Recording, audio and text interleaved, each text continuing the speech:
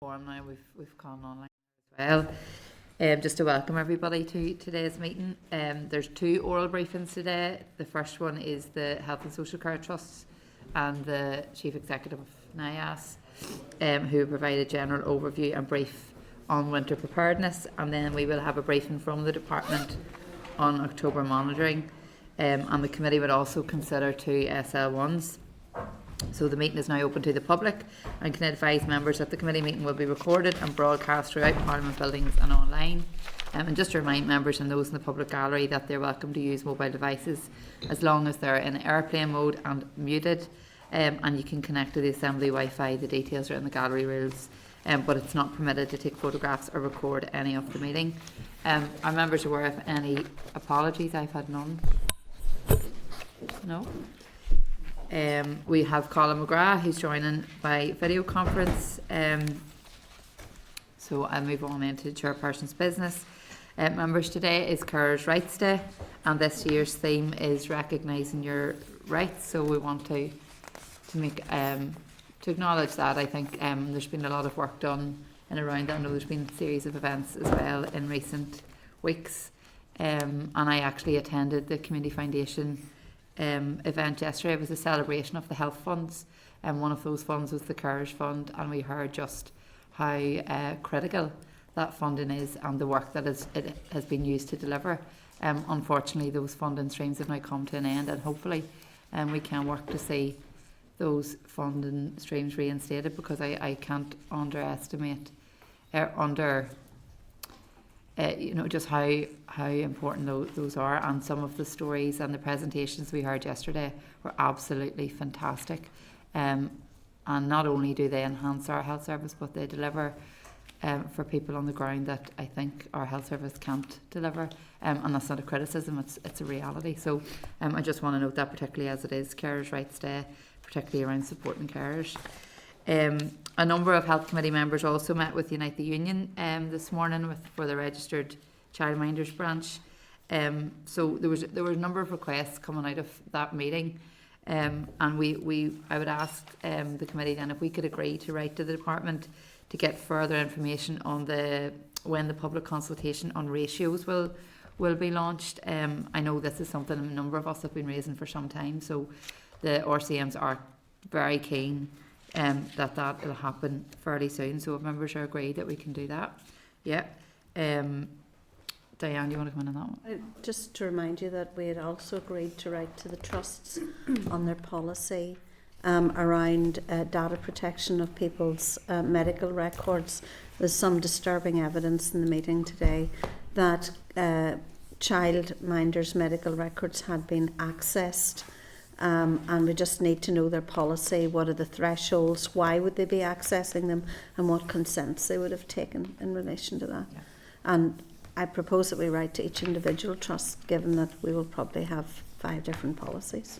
Yeah, no, absolutely, Diane. I think that was probably, for those on the meeting, that was an issue that we all felt was something we really do need to get more information on, and hopefully be able to address it, because hearing that various members of staff are able to access medical records really at any time of childminders is quite concerning. So we need to understand the rationale, the threshold, and all of those things moving forward. So thank you for that, Diane. I'm not sure if there's anything else in relation to that one. Are members content with those proposed actions? Yep. Okay. I've nothing else under Chair's business. We move on to the draft minutes. If we could refer you to the draft minutes of the meeting held on the 14th of November at page 6 of the meeting pack. Members, there's been a suggested amendment to the minutes to accurately reflect what a member had requested to be put into the minutes, and this is in relation to the correspondence. It is in relation to the correspondence in relation to Rainbow Project and Gender GP. So the amendment would be as follows: that Diane Dodds wished to record her concerns that the committee responsible for safeguarding children would not write to the Rainbow Project on a safeguarding issue concerning Gender GP. Are members content with the minutes as amended? Yep. Thank you. I have no matters arising. So I'll move on then to item number 5, which is our first briefing from the Health and Social Care Trusts on their general update on winter preparedness. So if it just, in the meantime, refer members to tab 5 of your pack, which is from page 26, and to a written ministerial statement and correspondence from Alzheimer's Society in table papers at pages 3 and 15 respectively. And some of that, as you know, has come in only this morning, so appreciate members may not have time to properly digest that, but hopefully as we go through we can do that. So you're all very welcome on this particularly cold day, so thank you for being here. In attendance we have Roisin Coulter, Chief Executive of South Eastern Trust. Maureen Edwards is coming. Oh, Maureen's there, sorry. I just seen the empty seat. Who's Interim Chief Executive of the Belfast Trust. Owen Harkin, Deputy Chief Executive and Director of Finance for the Northern Trust. Micah Bloomfield, Chief Executive of the Northern Ireland Ambulance Service Trust. Neil Guckian, Chief Executive of the Western Health and Social Care Trust, and Colin McCafferty, Executive Director of Social Work and Director of Children and Young People Services in the Southern Health and Social Care Trust. So you're all very, very welcome, and I hope I've got everybody's names right there.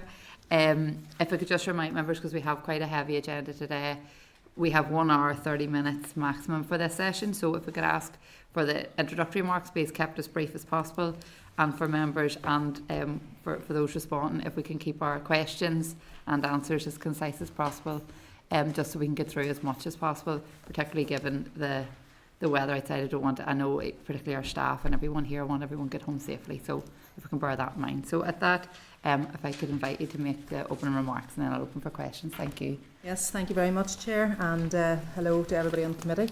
Thank you for the opportunity to attend today's meeting to update the Committee for Health on key challenges and priorities across health and social care. I'm joined today by my colleagues from all trusts in Northern Ireland, and in advance of the meeting today we've provided you with a detailed briefing paper containing information on key areas. I'm going to provide you with a short 10 to 15 minute overview as requested of these prior to taking any follow-up questions with all of my colleagues. 2 of the key underlying issues continue to remain across health and social care: finance and resource availability. But we want to again pay tribute first and foremost to our staff in health and social care, who have been incredible and kept the service running in the most challenging of circumstances. Our staff find themselves in an environment where nearly in all areas demand is outstripping capacity. That is what is driving the increase in waiting lists in secondary care, the increase in the number of unmet packages in social care, and the pressures experienced by our GP colleagues in primary care. We must support our staff to deliver services, and we must resolve the pay issues and ensure that health and social care in Northern Ireland is an attractive place where people want to come and work. I do not propose to go through the full briefing, rather I will provide an overview on behalf of trusts on some of the key areas, including winter pressures, elective care, financial position and short break provision. Significant pressures remain within unscheduled care, and in February 2024, when we were last here, the committee was updated on the ongoing pressures facing our urgent and emergency care services, resulting in overcrowding in our emergency departments and strain on the Northern Ireland Ambulance Service. These pressures led to increased waiting times, longer hospital stays and challenges in patient discharge. Since then, there has been a slight increase. Emergency department attendance trends have seen a slight increase in new and unplanned attendances to emergency departments, about a 1.2% rise in the region of 9,000 attendances. Waiting times, the number of patients waiting more than 12 hours in emergency departments has increased by 13% in 23-24.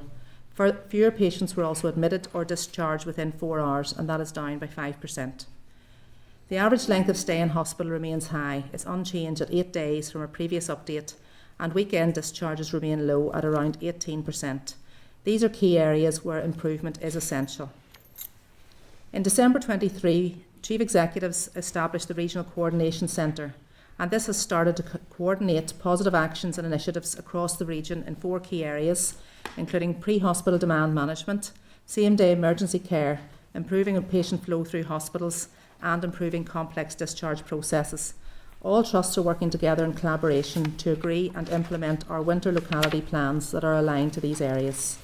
The Regional Coordination Centre is also supporting the trusts by coordinating our resilience and response in respect of winter preparedness across the region. As part of our ongoing efforts to improve patient flow and increase community capacity, each trust has developed a locality plan. The main goal is to try to alleviate hospital pressures and improve outcomes for patients by addressing key bottlenecks across our system. While additional resources have not been made available to put in place specific actions for 24-25 as in previous years, we have taken forward a range of measures, including NIAS's Hear and Treat, See and Treat services, enhanced hospital flow through the SAFER programme, increasing use of discharge lounges and improving discharge coordination and providing support for care homes to prevent unnecessary emergency visits. Other initiatives include expanding our same-day emergency care, increasing capacity for same-day medical and surgical assessment through our ambulatory care hubs, and enhancing mental health crisis support. Despite progress, significant challenges remain in workforce capacity and retention. Staffing shortages continue in many areas, including mental health, social work and allied health professionals, and this does limit the implementation of improvements. In summary, whilst we've made progress in some areas, many challenges remain, particularly around workforce capacity, patient flow and discharge processes. Regional collaboration and coordinated efforts will continue to be essential to support these initiatives and identify areas for further improvements. In relation to elective care, one of the biggest challenges, as we are all aware, is the challenge of our very long waiting lists for elective care in Northern Ireland. As we know, waiting times for many elective procedures are far too long, and in his ministerial statement in June 24, the Health Minister identified tackling waiting lists as a key priority. We are dealing with more than just backlogs. The real issue lies in the significant demand and capacity gaps that exist across many of our services, which does require additional recurrent funding to address. Simply put, the demand for care continues to outstrip our capacity to deliver it. To tackle this, we're focusing on the principle of right procedure, right place. This means that ensuring that procedures are delivered in the most appropriate setting by skilled staff with the right clinical support services. There has been significant progress in recent years through the development of the dedicated elective care centres to enable certain services to be delivered across trust boundaries with the aim of protecting and enhancing our elective capacity. We do have a range of services now in place, including the 2 dedicated day procedure centres in Lagan Valley and Omagh hospitals, where approximately 20,000 patients have been treated between October 20 and March 24. We've got 3 dedicated centres for cataract treatments at the Down, South Tyrone and Mid-Ulster hospitals, where approximately 18,000 patients have been treated. An orthopaedic hub at Musgrave Park Hospital, which includes the Duke of Connaught unit, a dedicated day procedure unit. And we are also making use of elective overnight stay centres in the Mater, Daisy Hill and South West Acute to perform less complex inpatient work. The most complex procedures and patients remain in our acute hospitals, but even there we have moved to introduce new post-anaesthetic care units, which are ring-fenced for elective care to reduce our reliance on intensive care units and high dependency units. These initiatives have been key to protecting and enhancing elective care capacity and helping to increase the number of patients treated while maintaining quality. For the public, this will mean some elective work may not be delivered close to home, but will be delivered safely by highly experienced staff in a hospital which has become a centre of expertise for the delivery of certain specialties. We are still facing some significant barriers and obstacles. Patient cancellations remain an issue due to challenges such as bed availability and patient unsuitability on the day of their procedure. Other issues include the need to provide on-call cover with no backfill availability. Furthermore, it is recognised that the day procedure units are not yet operating as efficiently as we would like.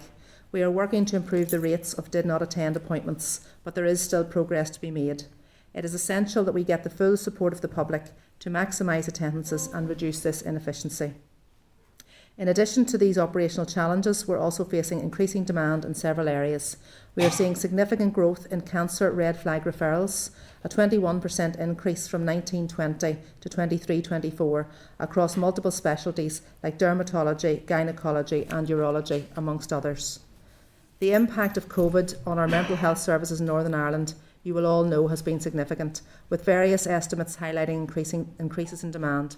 The Department of Health predicted that the pandemic would lead to a 30% rise in mental health service demand over 3 years, translating to approximately 19,000 additional referrals to adult mental health services and over 5,000 for psychological therapies. The Public Accounts Committee report confirms this rise, and although data is not consistent, the waiting times and lists are as predicted. The cared for, looked after children is also rising, with a 17.2% increase since September 19, and workforce shortages and funding gaps in these areas are exacerbating these challenges. Short breaks provision. In 2020, the availability of overnight short breaks for children and adults with a disability was severely impacted by the pandemic. However, these services experienced significant pressures and challenges that predated COVID, and growing demand has been outstripping short breaks capacity for a number of years. Over the same period, the need for longer-term residential care with severe learning disabilities increased for a number of the trusts. For example, the provision of long-term residential care for children with a disability in Northern Ireland rose from 21 in 2020 to 42 children by 2024, so the demand has doubled in 4 years. Many of the challenges facing children's services are also echoed within adult services in relation to the provision of short breaks for vulnerable adults with learning disabilities or mental health across Northern Ireland. A significant factor contributing to the lack of availability within adult services has been the emergency placement of adults in trust short break accommodation following family breakdown. The pressure on short break accommodation has been further exacerbated by the planned closure of Muckamore Abbey Hospital and the knock-on impact on longer-term residential placements. However, additional recurrent funding has not been secured to increase provision of short breaks for adults. It is critical that support is offered in various forms, including short breaks, outreach support and access to the Shared Lives programme in order to enable service users to live in their family home as long as possible. Due to the increase in demand for longer-term residential care, many overnight short break residential homes had to be repurposed to meet that need. There were between 27 and 49 nights per week provided by trusts in 2020, and this is reduced to between 5 and 39 per week in 2024.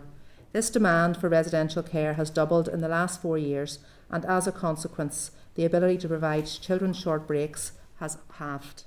In 2020, the South Eastern Trust provided short breaks to 365 adults, and this capacity shrank to 181 short breaks in 2024.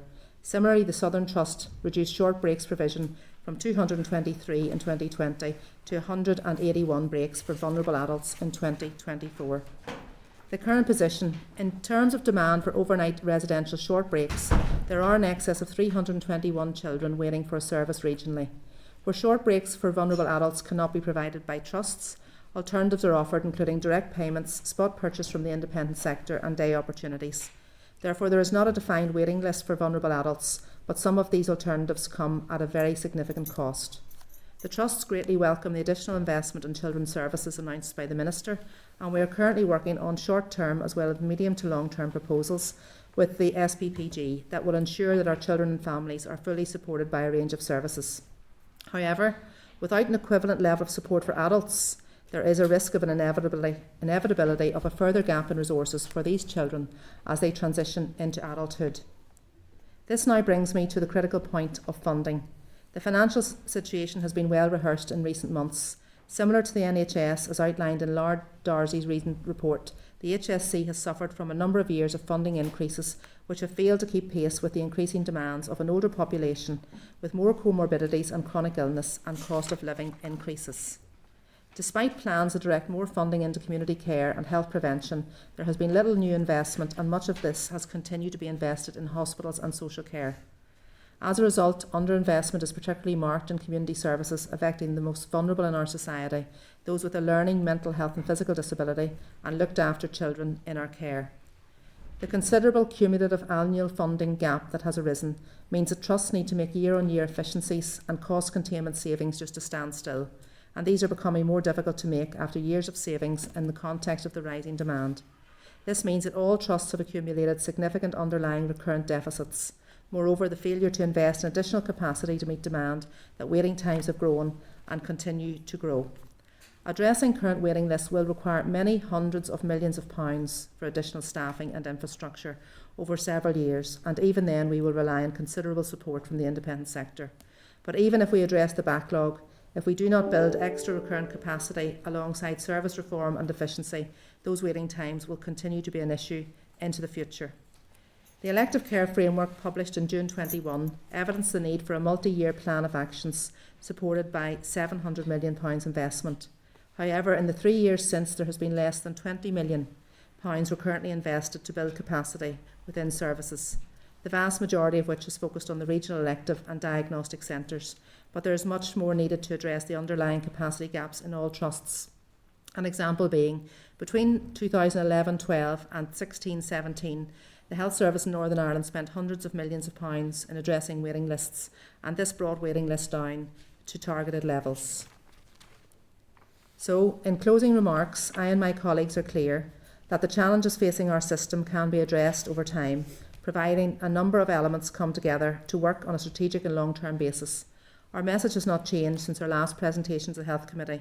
The key aspects required are the resolution to workforce pay issues to ensure health and social care in Northern Ireland is an attractive and competitive place where people want to come and work, that we maximise the full potential of our whole workforce to ensure sustainable services that meet changing demands, that there is a sustained investment approach providing multi-year budgets to enable us to plan and deliver sustainable long-term services, a shared commitment to work in partnership and consistent political decision-making to deliver health and social care's Northern Ireland strategic direction and reconfiguration plans, an understanding of the need for prioritisation. It is not possible to deliver everything at once, and this means agreeing that some things will not get attention immediately.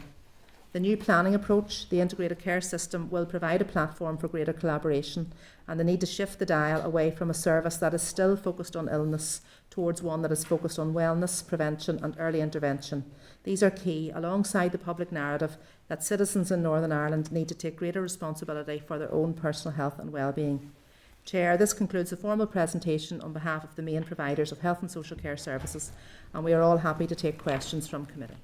Thank you, Roisin, for that very comprehensive briefing and for the briefing papers. And we've had a further statement from the Minister this morning as well, which has outlined where some of the savings have been made in more detail across trusts.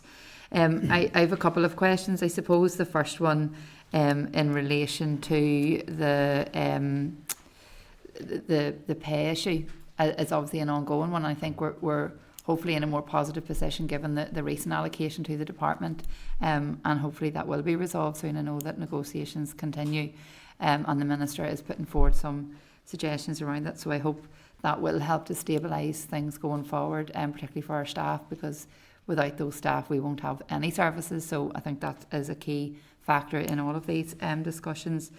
I suppose you mentioned or in the briefing paper and the information we've had from the department, there has been an additional 5 million allocated for care packages for over 65. So if you can give me a wee bit of more information in relation to that, because I'm conscious that as we move into the winter period, it's that that group that are probably most affected when we hear in terms of sickness, and particularly people living with dementia. So just in terms of your plans as trusts, what is factored in relation to that, and how will that money be used, or is that still work that's ongoing? Okay, thank you. Ask Neil to take those. Basic, thanks. I'll take the first question, first comment really in terms of the pay award. Absolutely, we can't overstate the importance of the pay award. We are working in an incredibly competitive working place. This was the opportunity. We have an opportunity to be the first year since 2018 where we could have a winter without either industrial action or a pandemic, and we are on the cusp of that. So I would really ask everyone to use all their efforts. I would also ask a question whether is it just health, because I'm an advocate for health and I work in health. Is it just health workers that aren't getting their pay rise this year, or is this public sector wide? And I really don't know the answer to that, but I would ask that, Chair. But really, in terms of, we would also emphasise the fact that we are competing against other marketplaces. The Republic of Ireland are paying significantly more than Northern Ireland for health and social care workers. I provide services on the border, so I have doctors who can actually live in Derry and provide a rota in Letterkenny. Likewise, Enniskillen with Sligo. We are hemorrhaging staff to across the border in terms of pharmacy, AHPs and social workers. So without regular pay awards, and these pay awards are not really keeping pace with inflation, so we really cannot overstate the importance of the pay award. And likewise, industrial action will pull our services down during the winter. We cannot allow ourselves to get into that position. In terms of the packages, it's my understanding that funding was from the start of the year rather than for winter. It's not specific to winter. So we have built that into our financial plans during the year. So we won't be increasing our capacity in packages during the winter from that income specifically.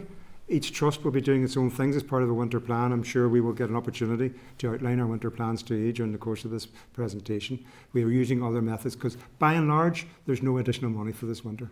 So we are trying to improve services, improve the effectiveness of our services and the amount of our services within very constrained situations.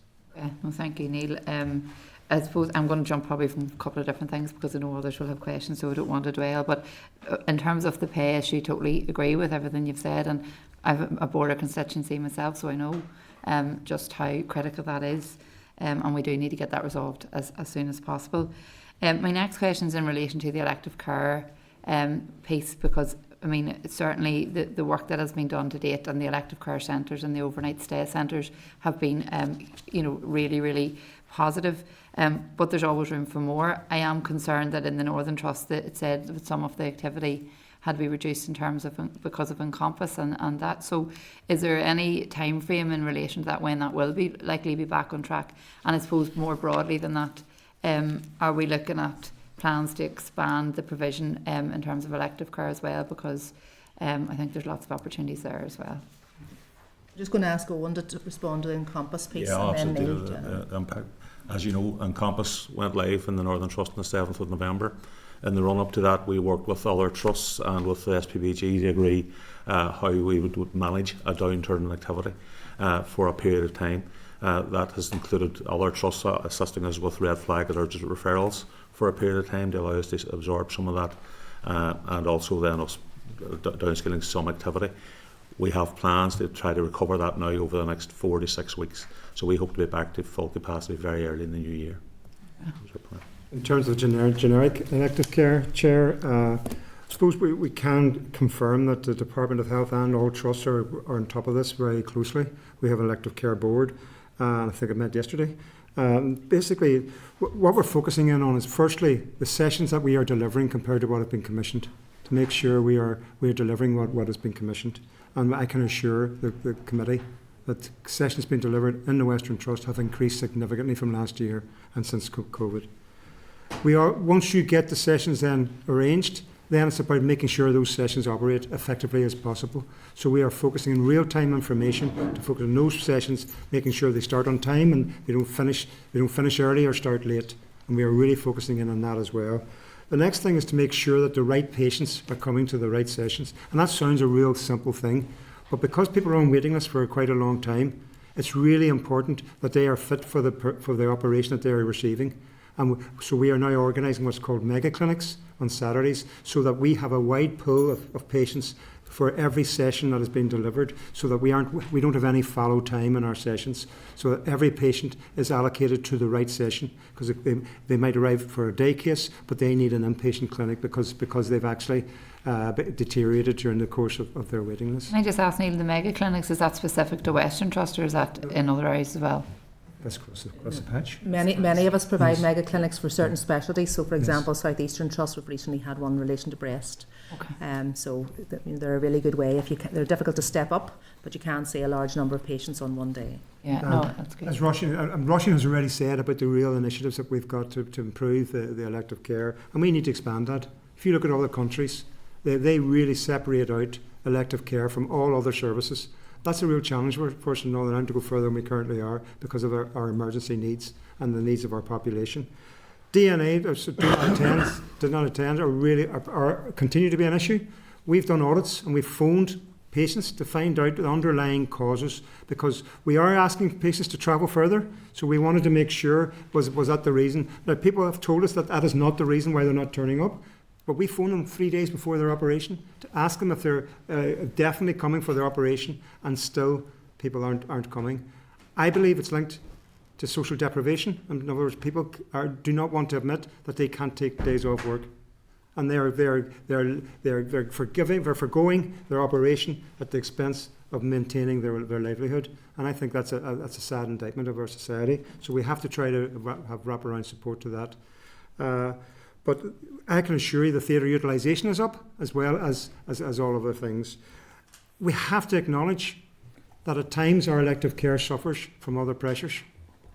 Red flag referrals are up by on average 21% across Northern Ireland. I keep slipping into Western Trust figures. I don't apologise for that, but it's over 42% in the Western Trust. So clearly clinicians will have to concentrate on red flag referrals because of the pathway that people are on, and it's quite right that they do so. But that is often at the expense of elective sessions. I would highlight as well trauma, which is the emergency side of orthopaedics. Basically, that has significantly increased as well since pre-pandemic levels. So we have more hip fractures by a factor of 28% up in Western Trust. Other fractures are up by over 30%. That means we have to stand down elective sessions to treat the trauma. Now, the patient doesn't recognise that's the implication of their operation. Clinicians get very frustrated because they recognise the needs in their waiting list, but they have to be reminded they're doing the right thing. They're treating the patients as patients need. So we have to acknowledge that the emergency is having an impact on our elective work.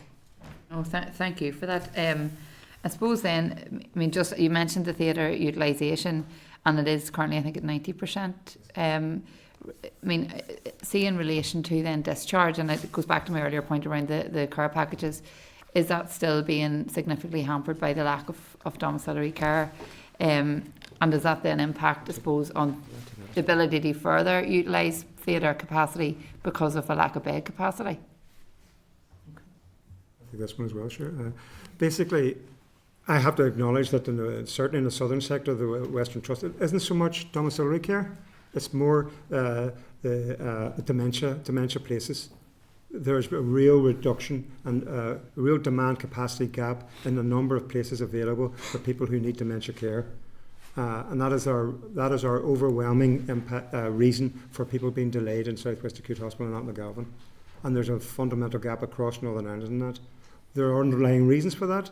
One being that the tariff for nursing homes is the same for dementia as it is for general nursing. Mm-hmm. So clearly we're not going to entice new entrants into the marketplace when that is the case.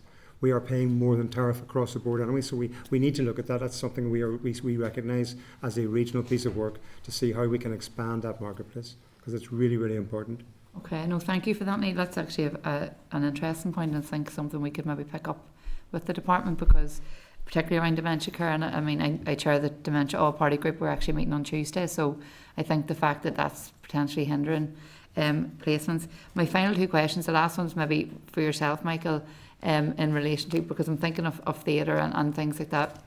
An issue that was brought to my attention recently is around someone who was waiting to transfer from one hospital to another, and obviously ambulances and things are extremely busy, so they were then maybe held back, I think it was nearly 2 days, waiting to go to the other hospital to get the procedure to come back again, which in turn then impacts the bed capacity as well. So in terms of the ambulance service, Michael, to give us a wee sense of kind of why those backlogs are happening. We know they're very busy, but it's just to kind of tease it out a wee bit more.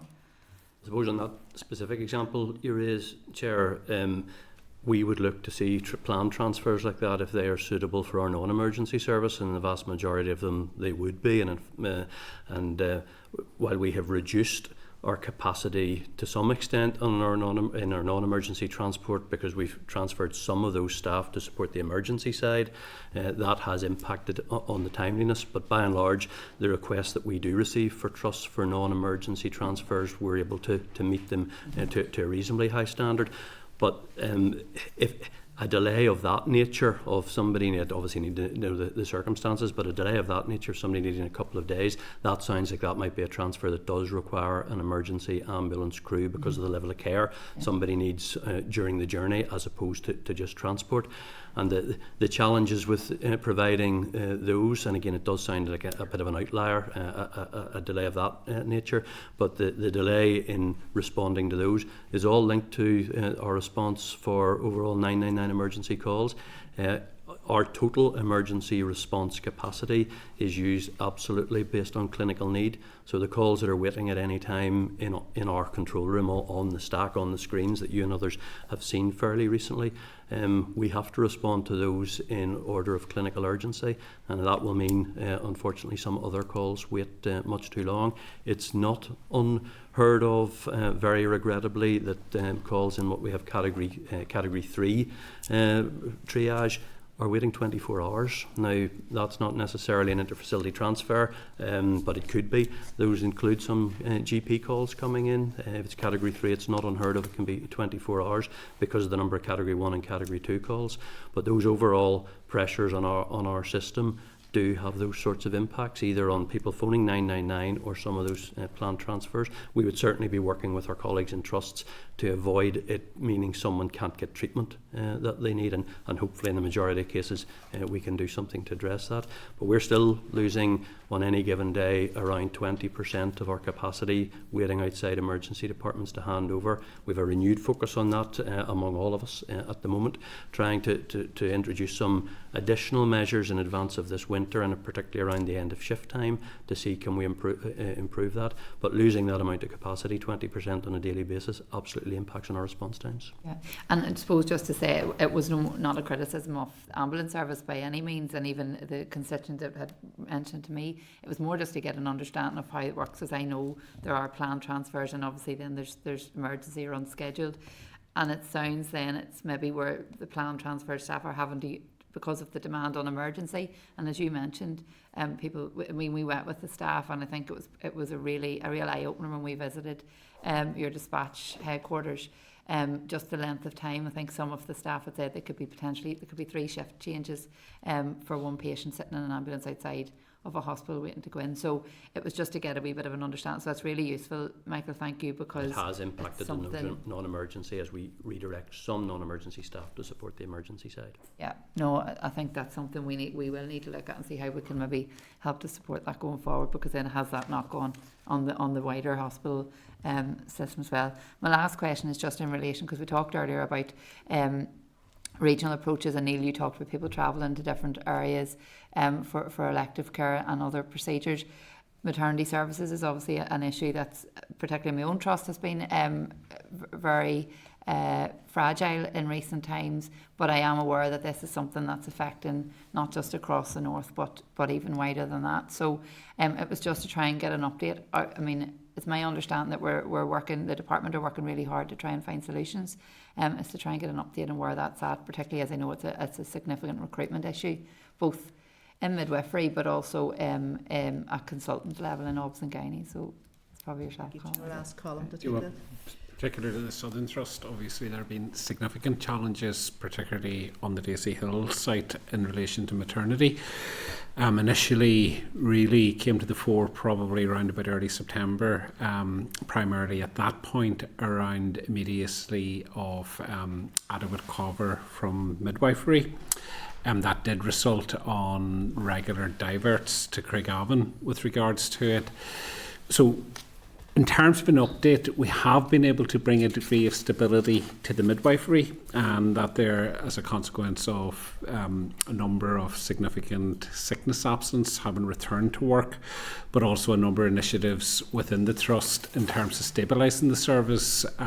We're confident with regards to midwifery in the sense that we have recruited, and maybe unlike a lot of other professions, I'm confident that there is not the same challenge around midwifery supply. So in the Southern Trust, we're expecting to appoint, I think, approximately 15 new midwives to the service from January onwards, which will definitely stabilise that aspect of the challenge. In the short term, we have successfully managed to bring a degree of stability to our OBS and Gynae as well, but I do qualify that in the sense that there is still a reliance on locum for that stability.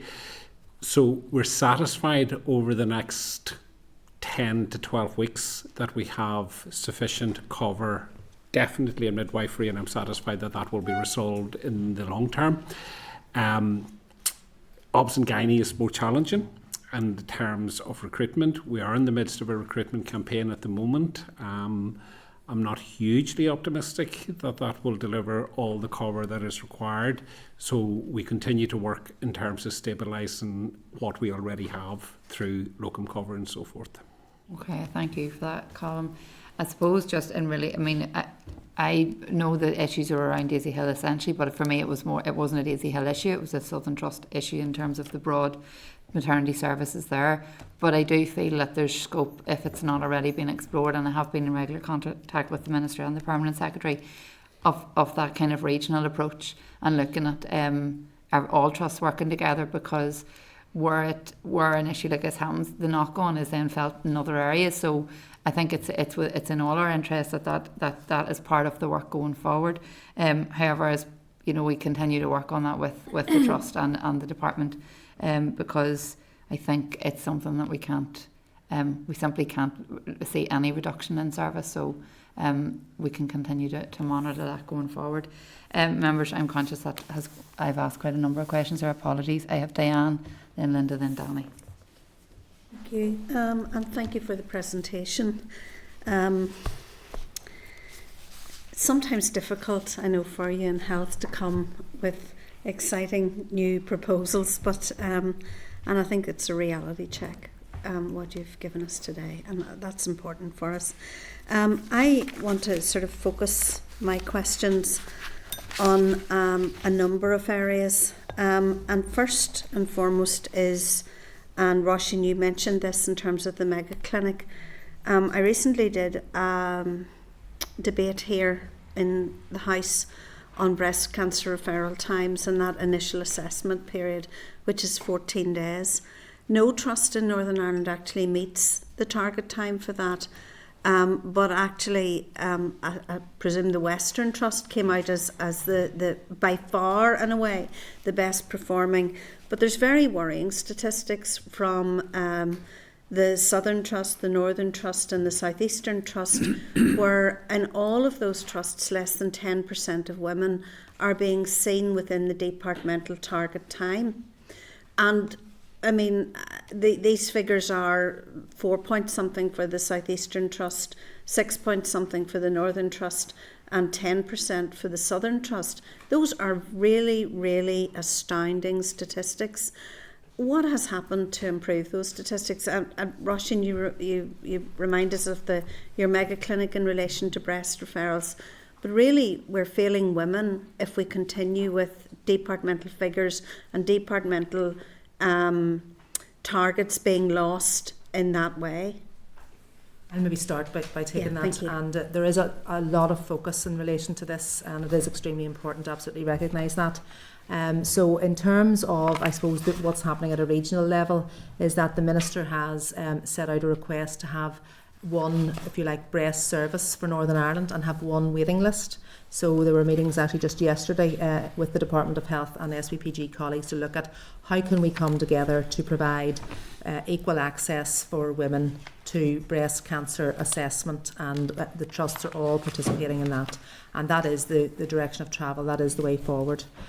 Just to note as well, NHS England have actually dropped the 14-day breast target, and rather than focus on the access to the assessment, but more a focus on the outcome of when a diagnostic is made of a confirmed cancer. So we monitor very closely. So for example, in my own organisation, the performance does not look good at all there. However, there are no women waiting longer than 20 days now. So that has come down from 78 days many, many months ago, and now down to a maximum of 20 days. What we are also doing in terms of the mega clinics is, and it is very difficult logistically to organise, but it's worth the effort if we can get all of the professionals to come together to provide that clinic.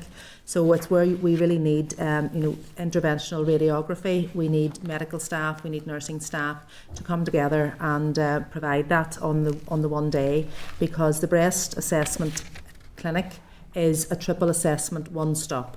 So women need to come and be medically assessed, then they need to maybe have an ultrasound, they need to have a mammogram, and then they need to have the outcome in the one day. So you need to have all of those parts of that pathway available. In terms of an assurance to the Health Committee, at the South Eastern Trust, we will, as a result of the work that we've been doing there, we will be back to 100% by the end of December. So that is positive. And also I think in terms of, there is very genuine collaboration across the trusts in terms of supporting one another. So that is the way forward in relation to that. I don't know if anybody else wants to make any specific note. Yeah, just similarly, I think the same level of focus is ongoing in the Northern Trust. Very much, and we welcome the move to a single waiting list. It helps take away some of the variation when you're dealing with small teams, particularly when the demand is so much higher than the current funded capacity. And as Roisin said, it's quite complex to deliver that mixed multidisciplinary team approach. If one member of the team isn't available, all of a sudden you have a major problem. So working together as a system across the region can help us hopefully smooth that over a period of time. And that remains very much a focus for us as well, to try and continue to drive that improvement over the next number of months. I suppose I would add, for Belfast Trust, we were consistently meeting the 100% for a while, but we are currently part of the collaborative because we all agree that actually there needs to be equality. So ours have dipped unnecessarily so, and you know, back to what the chair said, we do need more collaboration so that we do get that equity of approach. I think that, and I'm not speaking, sorry, I just to, in case I forget, which is a very likely possibility, I think that all of us are very worried that departmental targets are agreed and set for a reason, and whether some other part of the United Kingdom wants to give them up or not is really probably irrelevant. But it is very worrying that from you discover a lump in your breast until you're actually assessed and the waiting lists are the way they are, and even rushing 20 days, 3 weeks, that's a long time to carry that burden. And I'm really, well, I'm glad for the publication of statistics. That's important in holding everybody to account in relation to that. But I'd really like to see an upturn in that when we get the next set of statistics for that particular issue, and that's really important. Can I come in as well, Chair? Just on this, there's 2 points I would want to make, and I want to repeat what Maureen said, that Western Trust would be making that target. Yeah. Only we're accepting that patients from elsewhere in Northern Ireland to make sure we minimise the total weight for Northern Ireland patients. So I want to just pay tribute to my clinical team for that regard. But we also have to look at the context. Red flag referrals for breast have gone up by 11.4% in my trust. So you can't just look at the weight. You have to look at the totality of the demand. And if resources and the actual ability to address that hasn't been tackled, well then there will be a slip into the future. If that 11% continues, well then clearly there's only a limited amount of service that you can deliver with a clinical team without increasing that team. Likewise, imaging is under intense pressure, 10% increase in MRIs, 10% increase per annum every year in CT scanning. That hasn't been resourced at all. So what happens? Something has to give. So our clinical teams, day and daily, are trying to prioritise their patients. You're absolutely right. Breast patients with suspect breast cancer need to be a priority. But which patient gives? That's the question that our clinical teams have to ask themselves every day. And I must admit, I take my hat off to them. They make that call really well. Certainly in the West, and we've always made that target. I would accept that, Neil, as a reason and as an argument. If I didn't know that in the South Eastern Trust, it's just over 4% of women meet that target. In the Southern Trust, it's 10%. In the Northern Trust, it's just over 6%. We're not meeting the targets. We're not meeting them by a long way. And so I would accept your argument if I thought, you know, we're actually, you know, there's something systemically wrong that we cannot meet those targets, but also that we're not meeting them like by a country mile. It's not that we're not meeting them. We're not meeting them by a country mile. Sorry, I have 2 or 3 other questions. The late discharge and the sort of the bed issue. I think unless we tackle that, we will be back into a winter. I was going to go say a winter of discontent, but you know what I mean.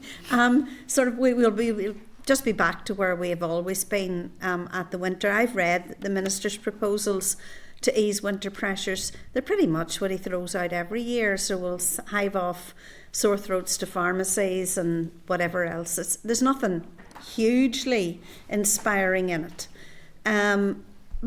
And unless we can ensure that social care has some kind of release valve to get people out of hospital quicker, we're going to be in the same position. You're telling me, and I hadn't picked that up from the Minister's statement, that the 5 million is not new funding. Am I right?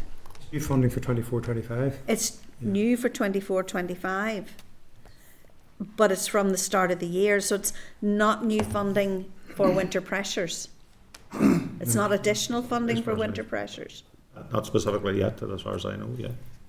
It's just, we planned for the growth at the start of the year, and we put that into the department at the start of the year, and they've given us an allocation each. Of 5 million. Well, that was part of it, yes, to deal with the overall growth of unscheduled discharges, be it domiciliary care, care home need, etc. So that was allocated start of the year, and then it's up to us then to try and plan that throughout the rest of I the could year. have read it wrongly. I mean, it's not new money. It's money that's already been allocated, and it's a plan for growth, but not specifically for winter pressures. Okay, You're that absolutely clarifies right. that. Those social care, I mean, we do need improvements there, and each of the trusts have initiatives in place. And do they go far enough? Well, we don't often have the tools to make them go as far as they can. There is a capacity issue. Has been huge growth, and in those numbers, those increased numbers, with the older population, there are more comorbidities, there are more chronic illness. There, as Neil described, there aren't the type of packages available, or they're not the number of packages per se. So, I mean, we are very focused in Belfast. One of our initiatives, and others have similar, is to revisit care packages very soon after somebody is discharged, to be able to release those hours back. So initiatives like that will make the number available go further, but there will be a capacity issue quite apart from any funding issue. But at the minute, the focus is very much on social care. We will have to continue the focus, obviously, on our front door, but actually the key to real change is in the community, where we've had huge growth. And I think that is very helpful in terms of some of the key messages that have been put out in terms of, and the shift needs to be in 3 areas: from hospital to community, from acute treatment to prevention and early intervention, and also taking the benefits of moving from analogue to digital. But an example being in terms of the demand increase for domiciliary care packages.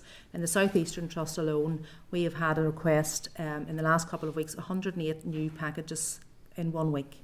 So a request for 1,800 new packages of care in Q2 of this year. So it's just really to share the scale of that. Now, there are challenges with domiciliary care, as we know, in terms of capacity that's available in Northern Ireland. However, we also do think that it is a positive thing to do to try and support people to stay in their own home, because they're not then ending up having to move into the care sector. So we really want to try and support having a more resilient domiciliary care model. We've been doing there is a lot of work in terms of reform and improvement in terms of domiciliary care. And for example, in my own organisation, we've been able to reduce the number of unmet packages from nearly 900 to 230 in the South Eastern Trust. So it is not causing the same amount of, if you like, blockage or delay in being discharged from hospital. So it's a careful balance between domiciliary care and then supporting the care home sector.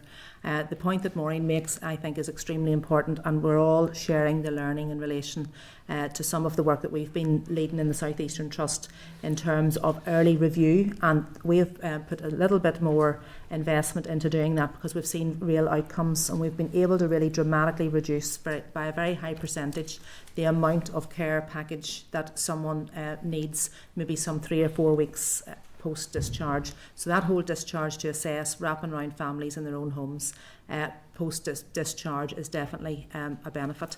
But there are many other increases that affect the funding, and the increase in community equipment, for example, that's needed to support people in their own home has risen from 90,000 to over 200,000 in my own trust alone. So there are a number of other things involved in that. But for winter planning, the key thing is really absolutely discharge from hospitals and trying to make sure that we do not have as many people staying for as long as they are. And I think just yesterday the figures were just over 30%. Just yesterday even 36% of the beds in Northern Ireland were occupied by people who were medically fit for discharge. And at the same time keeping people out of hospital in the community, so expansion of our hospital at home models, It's still etc. a remarkably high number. If you think of the number of beds, I don't know the number of beds that are available across all hospital sites, but if you think of the number of beds that are available across all hospital sites, you're telling me that 36% of those are effectively blocked, and then we expect the system to run, efficiently. It can't run efficiently if that's what is happening. I just want to ask 2 more questions and then I'm finished. Short answers. I have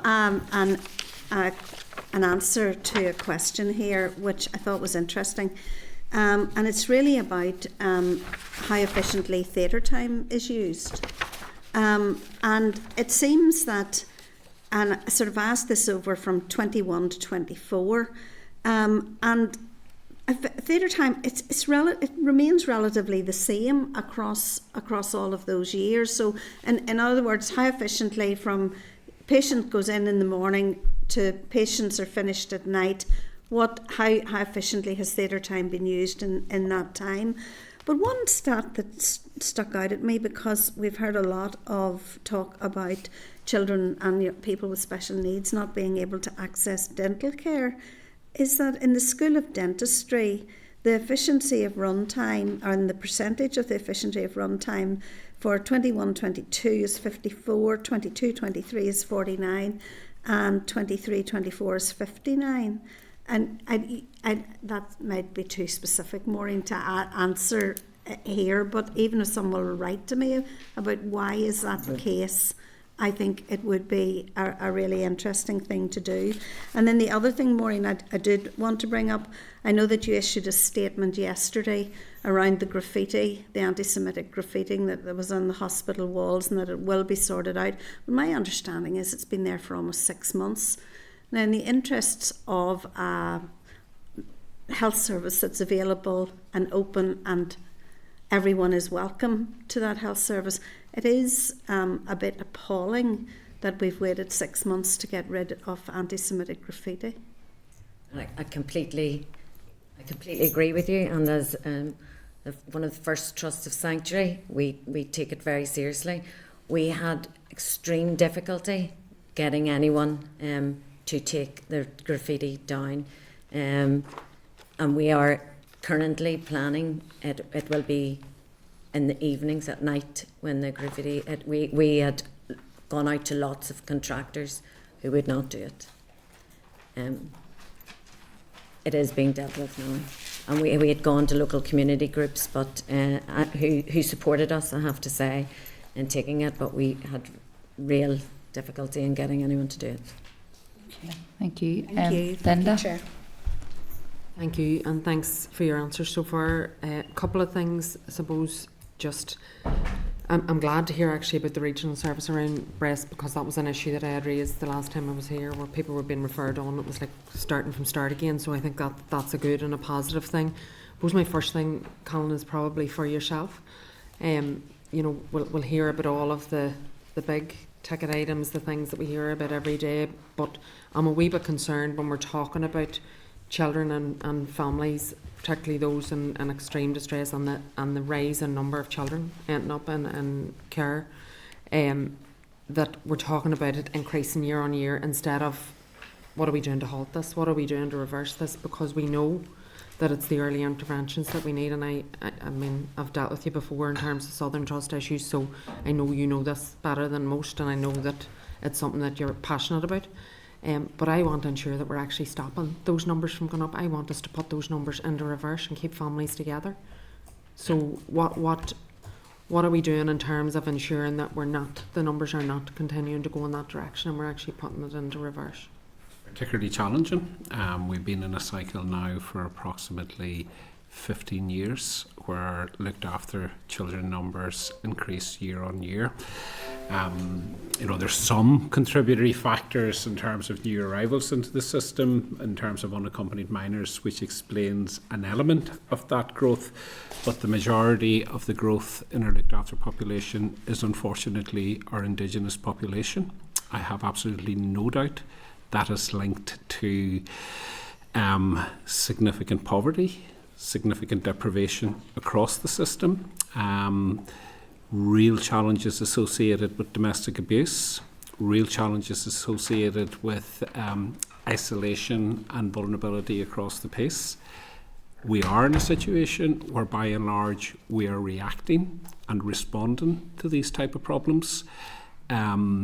a lot of this has been very eloquently identified in the Children's Social Care Review undertaken by Professor Ray Jones, which identified this as probably one of the most significant challenges that children's social care has at the moment, in terms of, you know, a huge problem. One, the increasing numbers, is when we bring children into the care system, which is for very legitimate and very real reasons, we then struggle to have identified sound, stable placements that will meet those children's needs and hopefully address the many emotional, traumatic experiences they have. So in brief, there's an absolute need for a cross-departmental, long-term preventative strategy. Again, identified in the Ray Jones report what we need to do, and indeed what we have known in Northern Ireland for many, many years. We do have a good community and voluntary sector infrastructure, particularly through the likes of family support hubs under the auspices of the Children and Young People Strategic Partnership, but they have been starved of investments, and there is simply not the capacity to get in early to offer that early intervention prevention services, not at the point of crisis, but much, much sooner. So there has to be a cross-departmental approach to a much more coherent strategic prevention strategy. I think just in terms of conversations that I've had with a number of organisations over the last couple of weeks, I think there's probably some things that could be done that are fairly, I mean, they're not a great deal of cost, if any, involved, and that would be, I suppose, working directly with organisations such as Women's Aid. So many women are actually afraid to reach out for help at the point at which they should, because they think social services are going to take their children. So I think there's a communication problem there. We need to ensure that families understand we are here to help you, but we also need to ensure that when social workers go in, that they're not going in with that judgmental approach of, if you loved your children, you wouldn't stay in this home. There are so many barriers to a woman being able to leave that home that you just wouldn't know where to start. So I think those are just simple things that we could look at, and I'm not even looking for answers. I know that you're aware of this stuff, but I think those are things that definitely could be done going forward. I mean, this is definitely a focus for us as a committee, and we do want to support not only the families but social services and being able to help the families, because going forward I'm just really concerned, because it leads into all of the other issues that you have. It leads into all of the poor health outcomes. It leads into all of the addiction issues, the mental health issues. This is where it starts. It starts with our children. So just, Michael, then yourself, in terms of the ambulance response times and how they're assessed whenever the calls come in. So and I'm doing this on a very specific issue, and I apologise, but it raised a concern for me. So I know whenever people have falls, very often that's not going to be categorised because it's not life-threatening in the immediate. But I'm aware of an incident yesterday where somebody fell on the ice, broke their hip, and they were lying on the side of the street for 3.5 hours. Now, yes, that a broken hip, is that life-threatening? Lying in that cold at, I don't think this person was very young. I don't want to say that they were older or middle-aged. I don't know how they'd view it. But, I mean, I think that's a real concern, because your health definitely could deteriorate lying on the side of the road, unable to move. And with the only people there to help you were the people who stopped on the side of the road, stopped their cars to help. So would that be the normal process? And cases like that are appalling, Linda. Unfortunately, I write letters to people like that, or their family, every week. So our calls are categorised consistent with an international standard. In category 1 is the immediately life-threatening. We aim to respond within 8 minutes. Our current mean response time is 11 minutes 39. So in year to date, so we managed by prioritising those that we're not too far off that, albeit in the context of 8 minutes. Clearly we're nearly 50% behind. Then the next most serious ones are category 2, where our response time target is 18 minutes. Again, these are set for clinical reasons, why it's so precise. Those are things like heart attacks or query heart attacks, strokes, and our average response time in the year to date, our mean response time year to date, is 49 minutes against something that should be an 18-minute standard. Then when you go into category 3, now, without knowing the individual circumstances of any call, but the majority of falls, including elderly people who have fallen with likely, fractured hips. Remember, we would not know that on the basis of the phone call, but likely the majority of falls where that's the case are Category 3 calls, which have a standard of 120 minutes, 2 hours. Our average for Category 3 calls is around 5 hours. Now, what we do in our control room, while we still have to respond to calls in clinical urgency, our control room will do their best, and we have got clinicians now in our control room, paramedics, senior paramedics. They will make welfare calls. They'll be very mindful of things like, is it outside, is it raining, is it freezing, and we will do our best to prioritise. They can upgrade calls taking account of circumstances, so they can upgrade a Category 3 to a Category 2 or indeed a Category 1, but that will come down to the availability of resources. We've got to send the next available ambulance to the most clinically urgent call, and very regrettably that means that many of those, such as the one that you're highlighting, are waiting far too long. And it's one of the reasons, I suppose, two things. One of the reasons we need to make sure that the ambulances that we do have available are out there responding to calls and aren't waiting at emergency departments.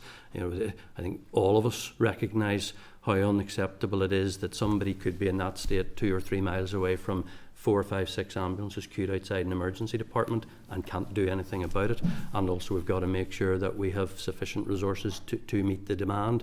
And like every other area of health and social care, we do not have sufficient resources to meet demand, albeit very welcome investment from the department that allowed us to recruit 48 newly qualified paramedics who started in October. They will be out on the road operationally before Christmas, and we expect to be recruiting another 48 next year when they finish complete their degree at Magee University, Ulster University of Magee.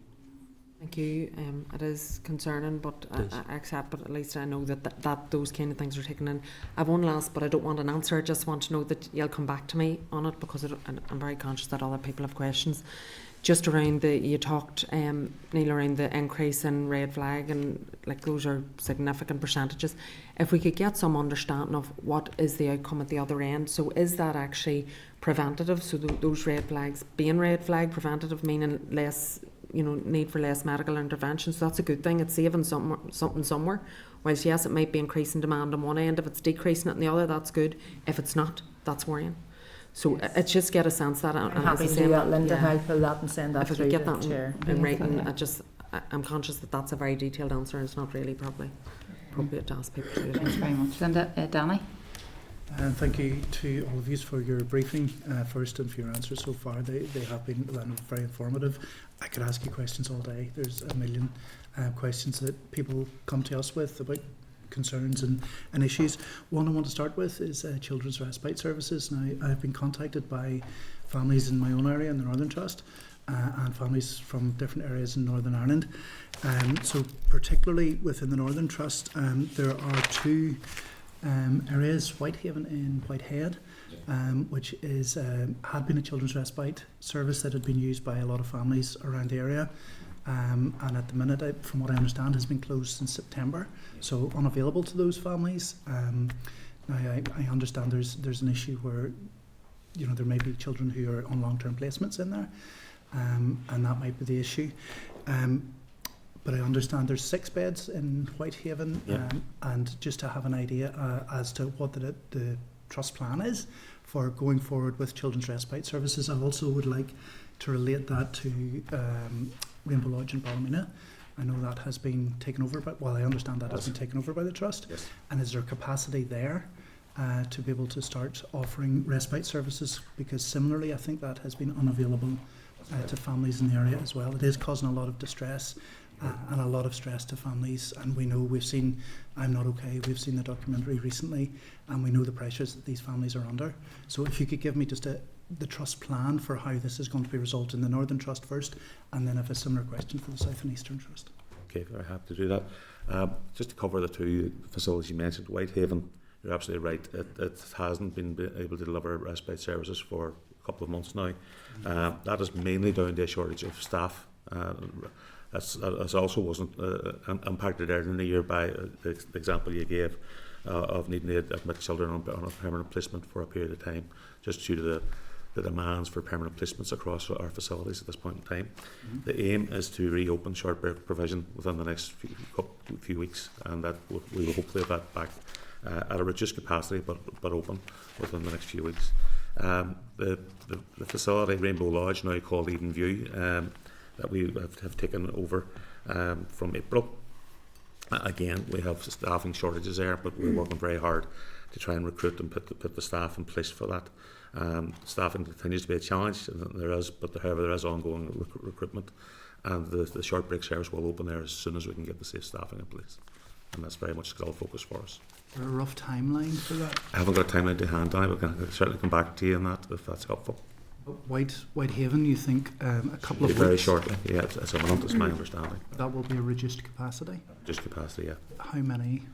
I think it's around 50%, so it'll be around the 3, but I can come back to you and double check that. Okay. And similarly, being contacted by families in the South and Eastern Trust, Green Hill.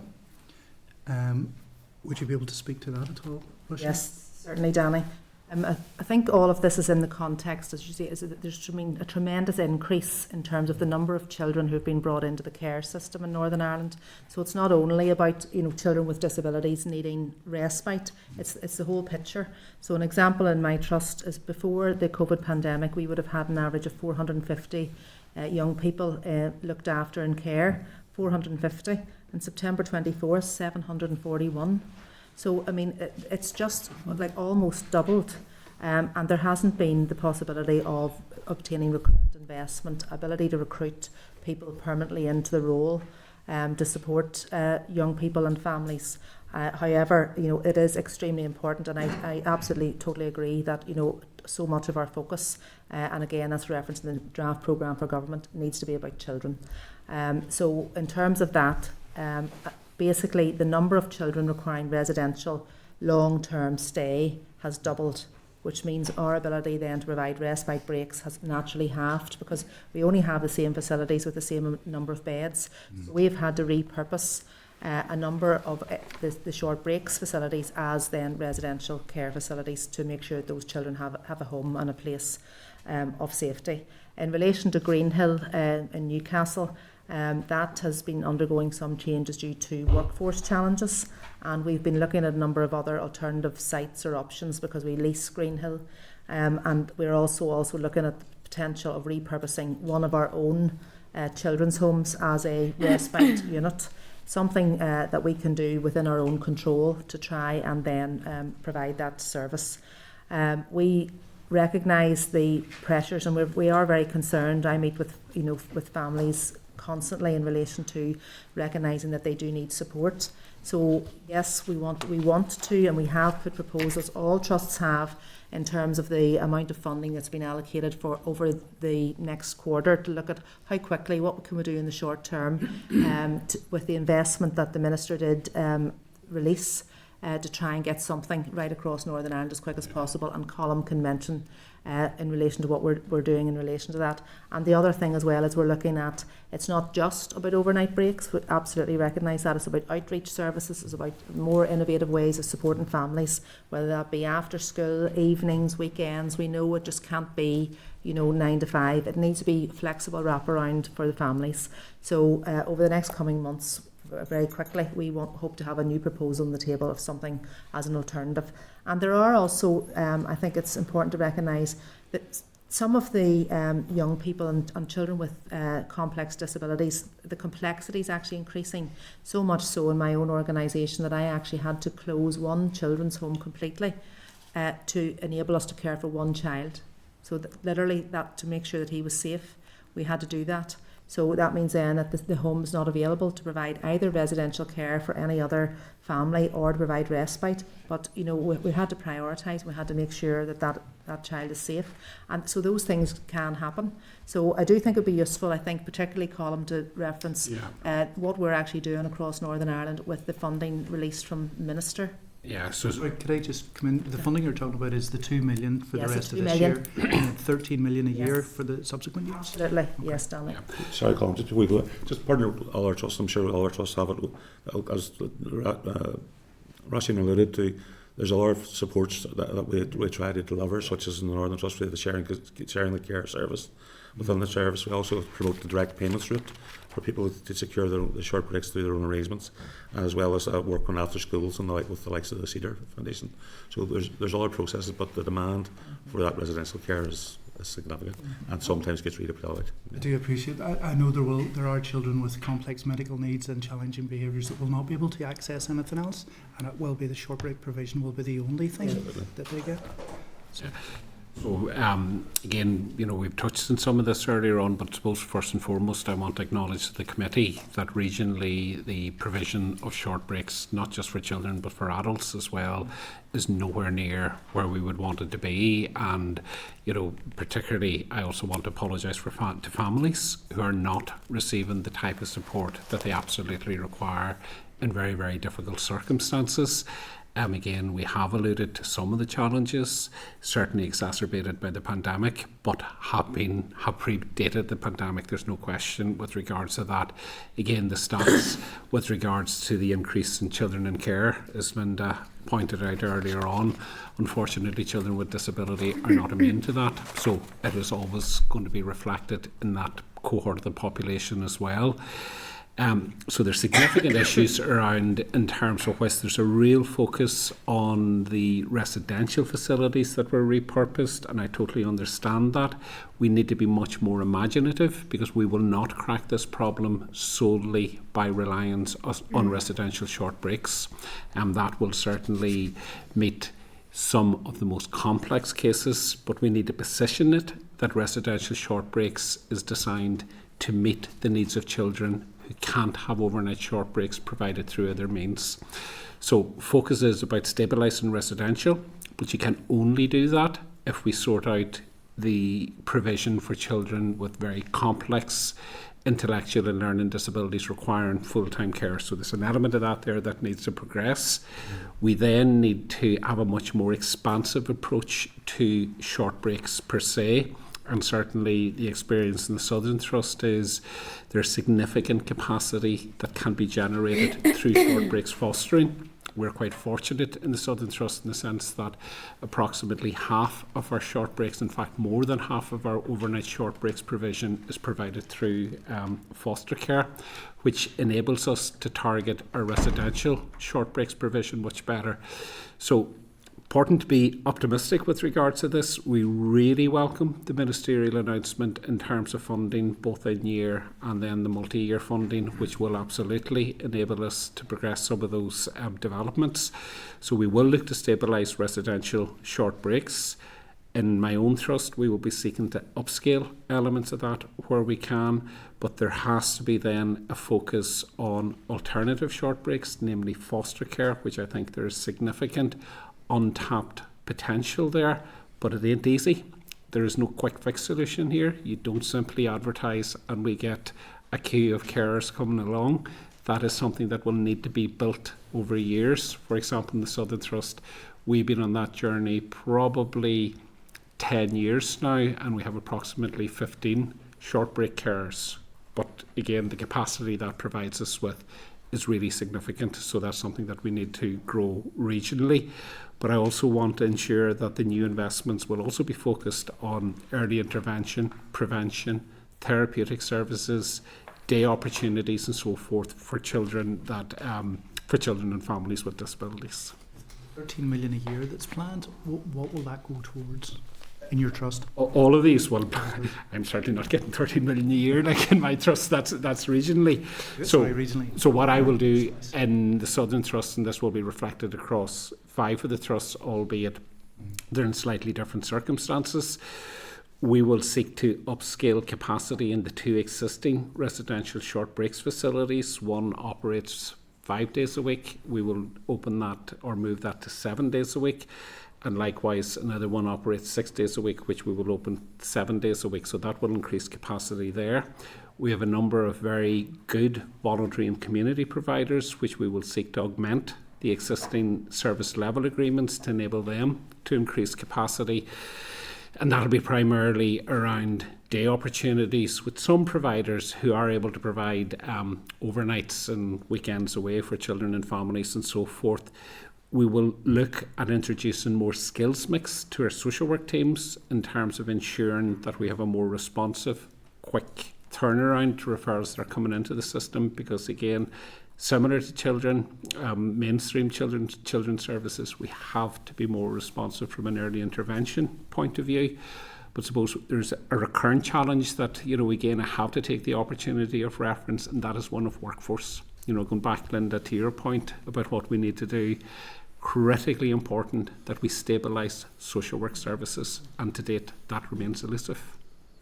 I have one other quick question, Chair, if you have enough. Just in response now, obviously we've heard a lot about the potential for industrial action across the board over the last couple of weeks. Now hopefully negotiations are ongoing and that wouldn't happen.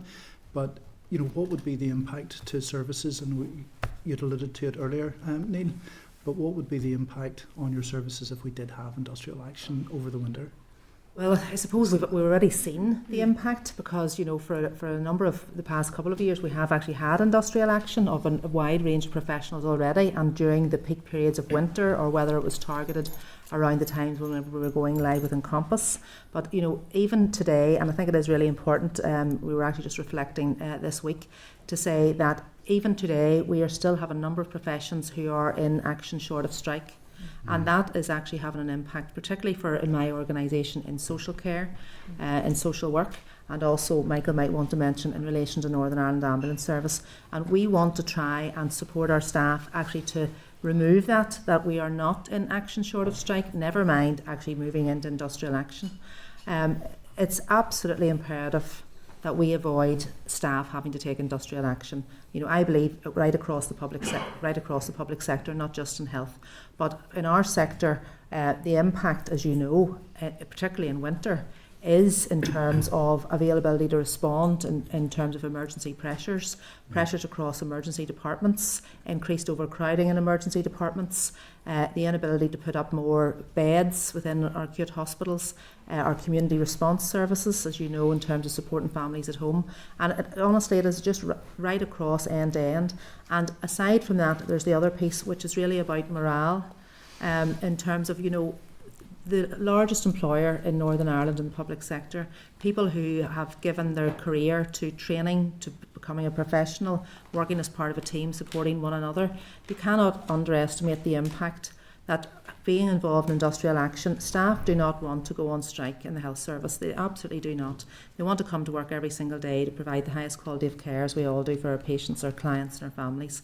So it is really, really imperative that we all work together and ask for, this is the wider executive to really look at how we can avoid industrial action and ensure that staff do receive that pay parity, because it's the morale, and already the morale is affected in staff in terms of they are really working so hard. I mean, many of you know, you've experienced right across, and I know that you are sometimes out visiting teams, visiting departments, and you've seen it yourselves. So that is the impact.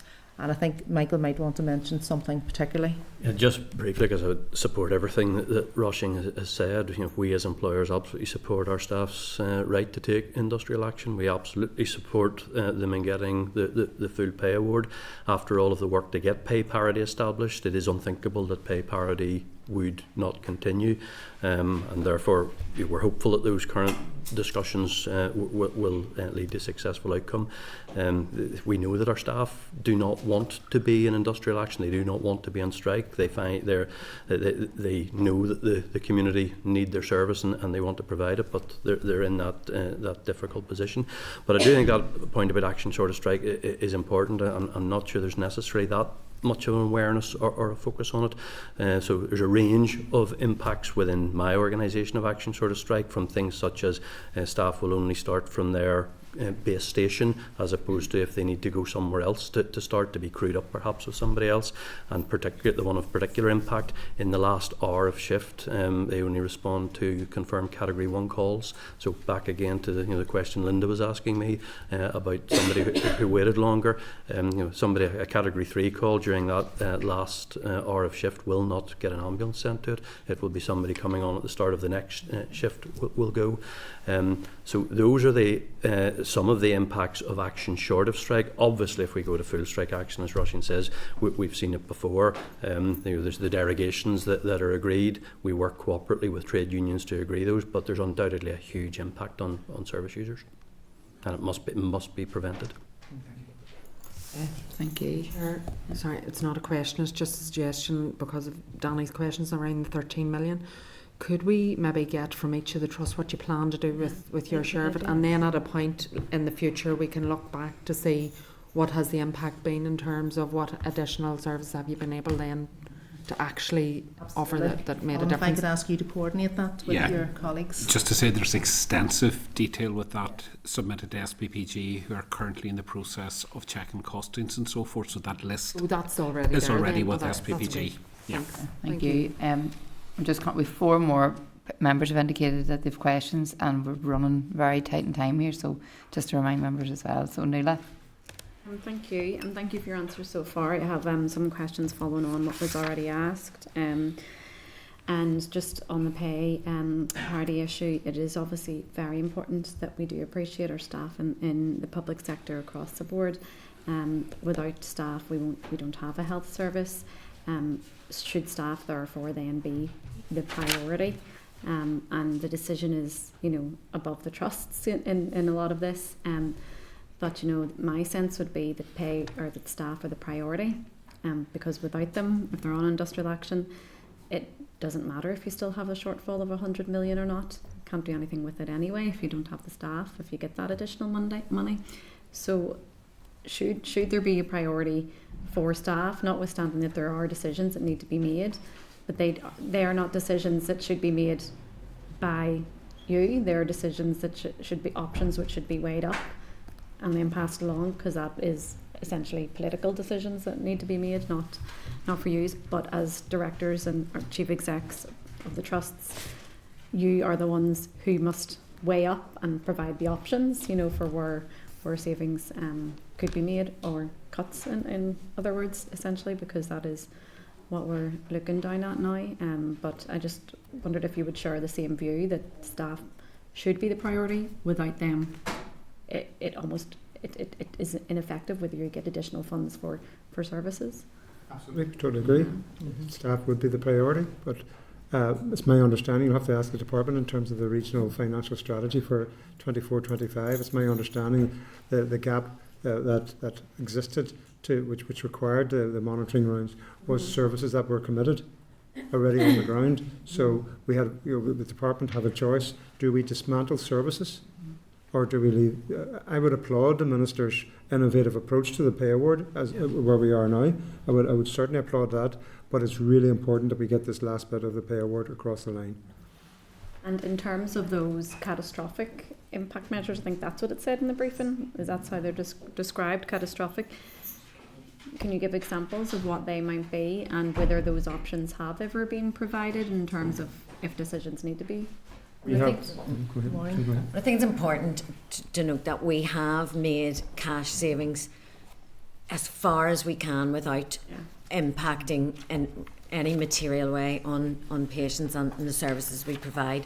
So the money that the department made available above the 180 odd million pounds of savings that trusts committed to this year was to reduce the deficits, to avoid any further savings that we had already categorised as high and in most cases catastrophic.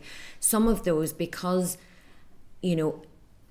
understanding that to actually generate cash, so we can have efficiencies that actually contain, curb the growth in spend, for example, but that's not actually going to yield any money back or reduce your annual cost base.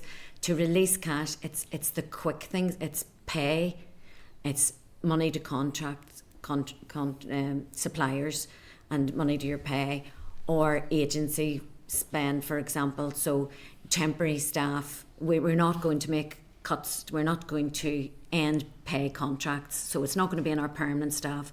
So that means then reducing your temporary staff costs, so your agency and your bank.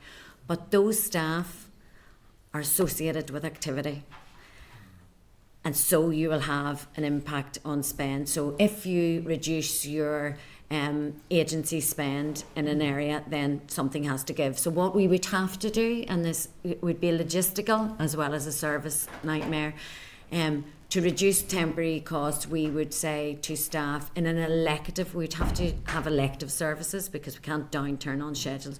So you'd pick an elective service, and I'm going to pick, for example, orthopaedics, say, well, we won't be able to do any elective activity in orthopaedics for 3 months so that we can take the savings from the temporary staff. Of course, all the temporary staff aren't in orthopaedics, so you would have to move staff, you would have to move staff around the organisation to be able to provide the unscheduled services. So you would be immediately impacting on your elective services at a time when the waiting lists are the worst in the UK and probably in Western Europe. That is unfathomable. Other ways of generating cash is pay suppliers. Domiciliary care you would be talking about then, domiciliary care providers. So you would be saying, well, less packages. So for every package that becomes free, you would fill, or every 2 packages you'd only fill 1. Again, those clients where you say, well, that could release cash. What is happening? There are people in the community requiring care that they wouldn't get, but more often they will be in the hospital then, and they would have to be maintained in the hospital, and that would make beds not available for elective care, and then you're ultimately back into cutting services. I mean, there are many more. I don't even want to discuss them. They're so catastrophic, actually. Even the idea of them isn't really for. This isn't happening currently. No, because no, that is why trusts were provided with deficit funding, so that they would prevent having to do savings above the 182 million, which for most trusts is about 3 to 4%. After years of efficiency savings, that is a big ask. Beyond that, we would be into measures that were catastrophic. So we are getting representation from various organisations in which there has been a reduction in what they would call an impact on service users. And I don't want to name organisations in particular, but I can name like the service. So with the 70 million that was announced back in March to meet the pay costs contributed, to domiciliary care, and then this additional or 5 million, whether it's new or not, it doesn't really matter. We are hearing in different trust areas they're doing different things, and in one trust area, I think possibly the Southern Trust, it was assisted discharge service, being removed from the Red Cross, I think was one organisation. I'm not sure if that's been rectified or not since then, but it was elements in order to help people leave hospital in a more timely manner who are medically fit to do so. And then we have other trusts, and I was actually at the Ulster Hospital a couple of weeks ago for Occupational Therapy Week, and I learnt about what they're doing with regards to discharging people going out to their own home to see them, for example, and it seems that that's like a really good model that seems to be operating well, but you have these contrasting issues across the trusts, which we are being told is actually affecting patient outcomes and service delivery, so it is happening, regardless of whether it has been mindful or not, it is taking place. So there seems to be a lack of a joint up approach of whether how we actually address those, from going from the preventative end to the treatment end, because in all of our understanding, you invest in preventative measures, you have less surgeries or less patients, less delayed discharge, for example. But what are we going to do with regards to the kind of joined up collaborative approach to ensure that where services aren't cut in one area, because we're hearing that they are, just because they're not in statutory doesn't mean that they're not focused on patient outcomes, and that someone's losing out in one area and not in another. So what have we done for that cross collaborative work?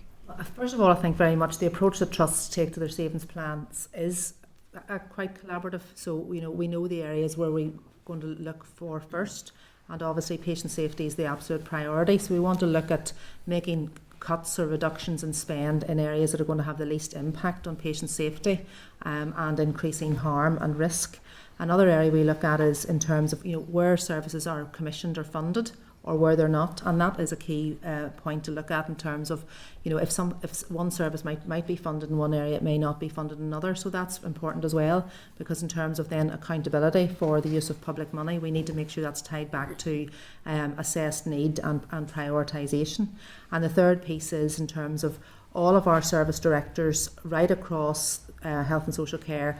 They do work and meet together every single week. So there is that regional approach in terms of, you know, whether it's the approach to elective care, whether it's our mental health services, our older people in primary care, which will include complex discharges and those services that you've mentioned, Nuala. So, you know, I know, for example, that our teams and the discharge to assess the early review with our OTs going out to the homes, you know, other trusts have been coming to work with us to look at the outcomes that's having and how we can do it. But, you know, a lot of this genuinely does come back to the workforce resource and the financial resource available to continue to innovate and do new ways of working whenever you have got demand that's simply outstripping capacity. But it doesn't mean that we don't continue to look for, is there a different way of doing it, is there better? And that's your point about that shared learning across. So all areas, there is much greater collaboration now than there was 5 years ago. Can I reassure you, Nuala, that in the Western Trust there's been no reduction in the hours of domiciliary care purchase from the independent sector? And none with us either. No. I think it is important, I mean, that context. We, you know, you talk about we need to invest in preventative. We absolutely do, but we need investment. We are in a system that is acknowledged worldwide for a progressive health and social care system. We should be investing about 6% every year. That's just to pay a reasonable pay award, to meet cost of living increases. To stand still takes at least 2% every year because of, I mean, the increase in demographic demand. We've high cost drugs. It's in your paper. We reckon £50 million additional just this year for the number of, because most of those people will stay on drugs, and then this is the new users. And then you need money for growth and development, technological, clinical advances, preventative medicine, moving to the right and world-class health services. We have not been getting that. We are on a flat cash basis. Again, in our paper, we showed the differential between ourselves and England, which used to be a reasonable differential gap to reflect the deprivation and socioeconomic factors here, has shrunk. And England itself isn't getting the year-on-year investment it needs, as Lord Darcy's report showed.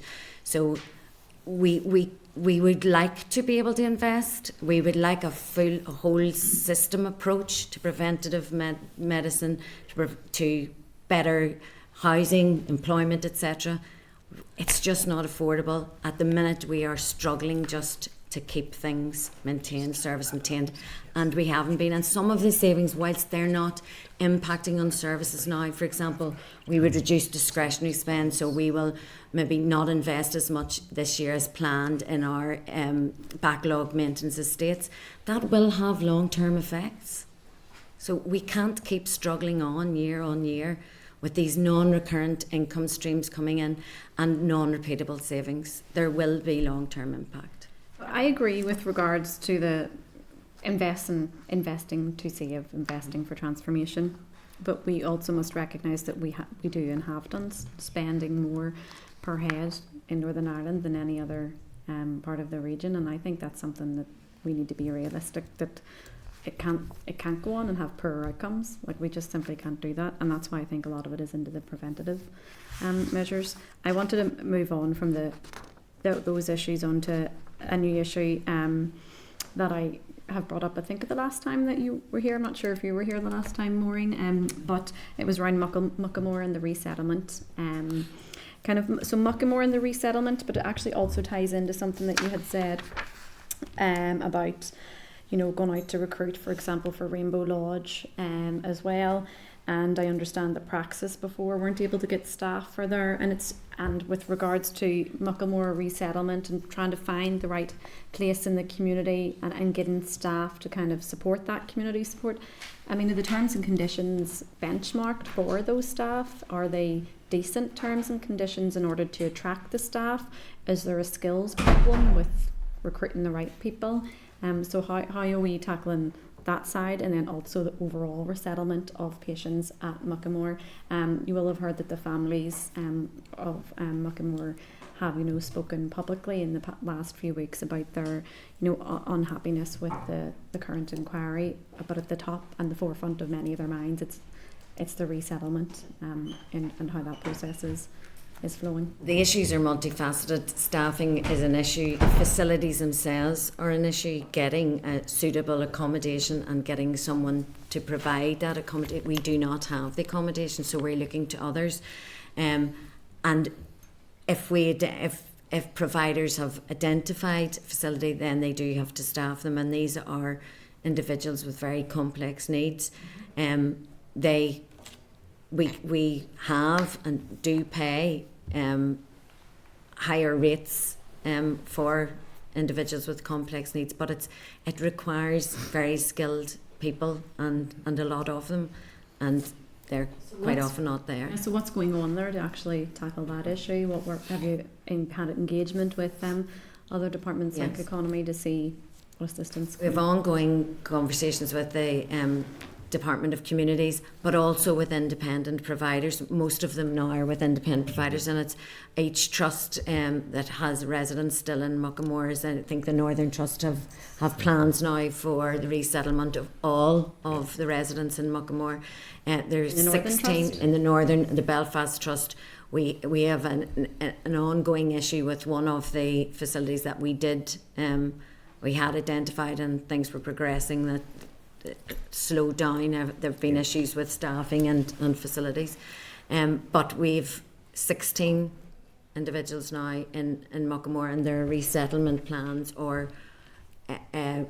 plans progressing for all of the residents. And we have 3 patients within Muckamore, and we've got placements organised for 2 of those with imminent completion, and then 1 more very complex patient to support. It's similar to the children's and the adults with physical learning and mental health disabilities. There is just a dearth of staffing and facilities right across Northern Ireland, and we need to plan it, and we need to invest, and we need to be able to commit to people to build, because it takes a long time for them to plan and build facilities, and to get their staffing requires a number of years. As much as we have plans to have all our patients from Muckamore resettled within the next year, I believe, or the next few months. But there may be challenges between now and then. Obviously, events may overtake us in some of those, but there's certainly real plans in place for that, and we're very optimistic about all of that. Can I just make a comment about the previous question around population, health and investment and preventative? Absolutely agree with that. And I think one of the things we need to work towards, and with the SPPG and the department and trust, we're working towards a recovery planning process, financial stability planning, and I think that's a longer term process. We've planned to get through this year. We need to now convert this into a very transparent, open plan where we take on board all of those things and those choices, such as investment in preventative. Because it will pay back. It will pay back in a number of years' time. And are we all willing to make that choice? That's fine, as long as everybody's clear and categorical about it. And there are processes we can do. You continue to drive forward improvements, be that making sure we're clear about meeting the needs of our aging population, looking at the workforce strategies to meet that, because as nearly every question today is really about how do we get the skill sets to meet these questions, meet these increasing demands and complexity of our patients.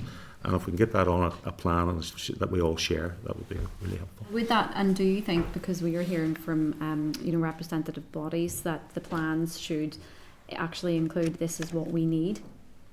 Not this is what we have vacancies for, but this is what we need for long-term planning. Because if we think about that, and some of that will be about more staff in particular areas, for example, social work, but it's also a combination of more of what we have now, but also a different workforce. We need to we are looking at skills mix. We are looking at different ways of engaging the voluntary sector, for example, in the children's services there. So it's all of those things, but we need we need a needs assessment, a very robust one, and we can see the trends in need, so we can have a good idea of that. Then what workforce strategy needs to go alongside that, and then what investment alongside efficiencies and productivity that trusts are working on. And just regarding that, issue of the assessment of future needs. See the increase in the red flag referrals. Is there been an assessment as to why there is such a significant increase in red flag referrals? Has there been any assessment as to why? It can't be just the pandemic. There must be a reason why we are having a large increase in red flag referrals, and it would be good at some point, and you don't have to actually answer this one now because I'm conscious of time, as to red flag referrals, how many of those do not result in a cancer diagnosis, and therefore then what measures can be put in place to bridge that. And of course you don't want to take the risk.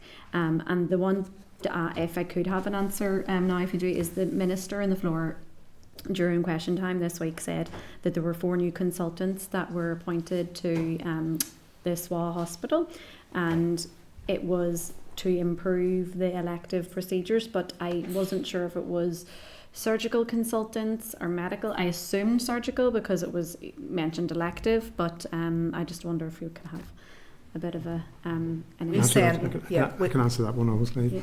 The consultants that have been appointed for this Western Trust rather than South West Acute Hospital are general surgeons on a trust-wide rota. So what they are doing is, for the first time, they have South West Acute interventions in their job plan. So they are obliged now to work in, as part of their job, will be to provide operations within the South West Acute Hospital, thereby stabilising our ability to achieve our commission sessions. And we are first time in 10 years, I believe we now had 11/12 general surgeons I within, think within the that Western makes Trust. it quite clear, Madam. and we will send the information that you've mentioned in terms of the red flags and the outcomes. Thank you. I've got 4 members and we really are well over time here, folks. So I have Orlia, Alan Robinson, Alan Chambers and then Colin. And if we could keep answers brief as well, just because we have another briefing. We have actually a number of things that we have to get through. It's all right, then we'll just ask one person to respond. Yeah, if we could, that would be great. Thank you. Orlia, thank you for your patience. My question, one is for the trust and one's for Michael, but I'll ask them all together if that speeds things up. So just first of all, Michael, on the Hear and Treat mental health helpline service, it's being run via the ambulance service and the South Eastern Health and Social Care Trust. I just want to ask a question in terms of how you think that pilot is rolling out, in terms of how successful you think it is in reaching people and de-escalating people, and if it might be something that can be extended out towards all the trust areas, maybe as part of the regional crisis mental health service. That's my first question. My second question then is directed towards the trust areas. So just in terms of mental health, the first question is around your mental health teams and your addiction teams. Are each of those teams within your trust areas starting to work closer together? Are they having conversations about working closer together? Are any of them already actively working closer together? Because it's just something that I've raised repeatedly in terms of the dual diagnosis and the co-caring service that's in the mental health strategy. And I know that will take time, and it's a change for staff, it's a change in structure and all the rest, but it's just to see, are you actively working with those teams to try and get them to try and start working together? And then my next question was around the theatre utilisation, and it's great to hear that you are really trying to maximise that at present. But I know that there's a regional group that now meets regularly with the Department of Health and with your co-directors of the trusts. So in terms of those regional meetings and how you are trying to do things better, regionally and more efficiently, has there been conversations or considerations for Sunday daytime procedures to try and I know you're back to the issue of the staff, you're still working with the same amount of staff, so it's okay talking about additional hours or days, but if you haven't got the staff of the surgeons. And then just finally, specialist nurses was a conversation that we had with the department, and it comes up time and time again. If you have more specialist nurses in gynae and ENT, in all the different departments, it would take the pressure and free up your consultants and your surgeons to do more surgeries and stuff like that. So it's just to see if there's any plans in place, or if there's any, foresight or action plan to try and recruit or train more specialist nurses to take some of the burden, to ease some of the pressures. I don't mean the burden as in patients or, a burden, but to ease some of the pressures off your staff. Thank you. Okay, there's 4 questions there. It was, 3 was for the trusts wrapped into one, and 1 was for Michael. And I think I spoke the shortest amount of time out of everybody so far. So tried to get it out in one breath. And I can be brief on this. I hope so. Our clinical strategy as an ambulance service is to increasingly move away from just going out providing the care at scene and taking patients to hospital. It's how much more, by increasing our skills both in the control room and with staff out operationally, can we do to resolve that's the aim. One of the key challenges we've had is around how we can deal with mental health patients. Our staff are not particularly trained in dealing with people in acute mental health distress. So we were very keen to get this pilot up and running, and very grateful for our colleagues in the South Eastern Trust facilitating it. And I suppose in short, I think it's been so far a huge success. So our typical rate in our control room with those advanced paramedics, that when general calls come in, of the ones they can resolve without sending an ambulance, our typical hear and treat rate, we call it, is about 7%, and we're aiming to get to 10%. Of that cohort of mental health patients with the mental health practitioners from South Eastern Trust, of the calls coming in that they've dealt with, that rate has been 40% that have not needed an ambulance dispatch, because they've either been able to resolve or signpost to the appropriate mental health services. So huge success. We did a presentation on that recently at a regional meeting that we were all at, and strong interest and support from all trusts as to how we can now look with the evidence from that pilot, how we can look at extending it. Have to say, there aren't resources to do it. That has been done in partnership with ourselves and South Eastern Trust, with some funding from the Public Health Agency, short-term funding, which has enabled us to do that. But I think the benefits, dual benefits. Yes, that eases demands on the ambulance service to send those ambulances to other patients where they can provide more need, and avoids taking patients to emergency departments. But I would put the top benefit of it as providing a much better response for those patients. They do not need an ambulance arriving outside their house with lights and sirens, or sitting in a busy ED for hours or days. So huge success, and I think we'll all have to see what we can do to extend it. Thank you. And Neil's going to take the theatre. Very, very quickly for the theatre Sunday. Absolutely, we'd be very keen on doing that, but it will take substantial extra resources, because we will need more doctors, we will need more nurses, we will need probably more beds unless it's day casework, and we will need other costs as well. I would highlight that not all our theatres are commissioned for 52 weeks of the year, so there are other opportunities before you need to go to that stage. So I would encourage the commissioning of 52-week theatres rather than the 42 weeks in some cases at the moment. There's 10 weeks of the year which aren't commissioned, but we don't know which 10 weeks. It's average.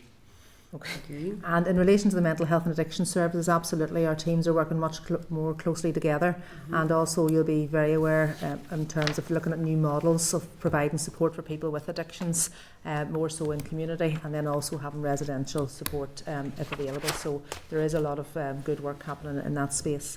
And finally then, the specialist nurses is linked into the work that the Chief Nursing Officer is leading, and looking at workforce planning and the different types of roles that nurses can do. Nurses are really innovative and are really keen to take on new ways of working, different roles, specialist roles, whether that be at advanced nurse practitioner or consultant nursing. And so, we have had some really good successes. Genuinely, this comes down yet again to the amount of money that Northern Ireland wishes to put into training people to come and be qualified to work in the health service in Northern Ireland, whether it's social work, whether it's nursing, whether it's medicine, whether it's AHPs, and that's one of these examples. There's a tremendous success in terms of, we just recently have one advanced nurse practitioner in frailty, but we would all like to have a number of advanced nurse practitioners in frailty to provide better services for what is an absolute priority, provide better services for older people, and for me that's a key priority. Thank you, Orly, and thank you all. I mean, that was probably the most concise we've had so far. Alan Robinson. Thanks, Chair. My question was specifically around children's respite services, but Danny had posed some questions earlier there, and Colin very kindly had put some meat in the bones and provided some detail on that. So I'll maybe broaden it out slightly. The Minister back in October, which Danny had referred to when he made that announcement of the 13 million and the 2 million in year, he had also made a statement that he expected to see improvements within several months. And it obviously raised a few eyebrows within the committee, it raised a few eyebrows on the floor, and more so, it raised eyebrows amongst families. Do you expect to see improvements within months, and when will we get to see that detail, and more importantly, when will those families get to see that detail? I believe there'll be some early wins with regards to it, particularly in terms of in-year funding, wins that aren't dependent on recruiting new staff, because there's obviously the question about availability of staff and the processes to recruit. So certainly in the Southern Trust, as soon as we get confirmation, and I've been in dialogue with SPPG as recent as yesterday, asking can we at least get an estimate and a letter of intent in terms of funding's being released. So the first thing I will be doing is immediately increasing capacity within the voluntary community sector, because I know of a number of very significant and key players in my own trust that can immediately increase their capacity provided they get the funding to do it. So I think the early ones, and it will be similar across all the trusts, will be within the voluntary community sector. The rest, as I outlined earlier on, is a lot more complicated in terms of facilities that have been repurposed. Obviously, there has to be arrangements put in place for those children to move into, to be able to revert premises back to short breaks provision. That will take a period of time, has to be very child-centred in terms of what the other young people are moving on to. But there may be options, and again I've outlined in my own trust, where as soon as I can get confirmation, I will be able to flex up capacity within the 2 existing short breaks facilities that's available to me. Could I just one question just to Michael. Michael, you had made reference earlier there to the 48 additional staff, paramedics. Newly qualified. Newly qualified, and the same next year? Yes, there's an intake every year to Ulster University for 48 people under their paramedic degree. The first graduates from that just graduated in the summer, started with us in October. So that, based on current planning, that is the number that will graduate each year. Obviously, I don't know how far into the future, but our expectation is that having been able to recruit all of them, they didn't all come from UU, but anyone from UU who qualified, who wanted to work in the Northern Ireland Ambulance Service, got a job. Our expectation is we will be able to do the same next year based on our current both turnover of workforce and our current financial position. Beyond that is less clear. And that's good that you are adding personnel to the firefight, if I could call it that. But do you see the same problems that others have referred to? I think Neil referred to it earlier here, whereby are you losing staff across the border or to other regions who are better paid?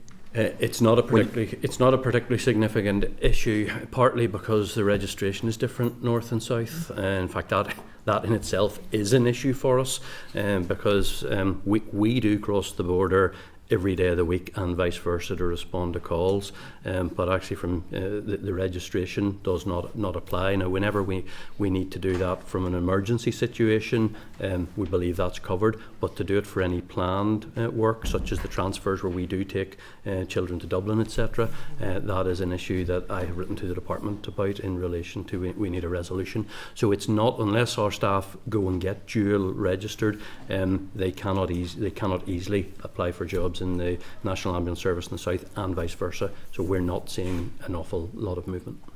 Okay, thank you, Alan. Alan Chambers. Thank you, Chair. Chair, I have two questions, one for Roisin and one for Michael. I'll ask them both at the one go. Roisin, earlier in your presentation you referenced the difficulty in attracting new staff, particularly clinicians.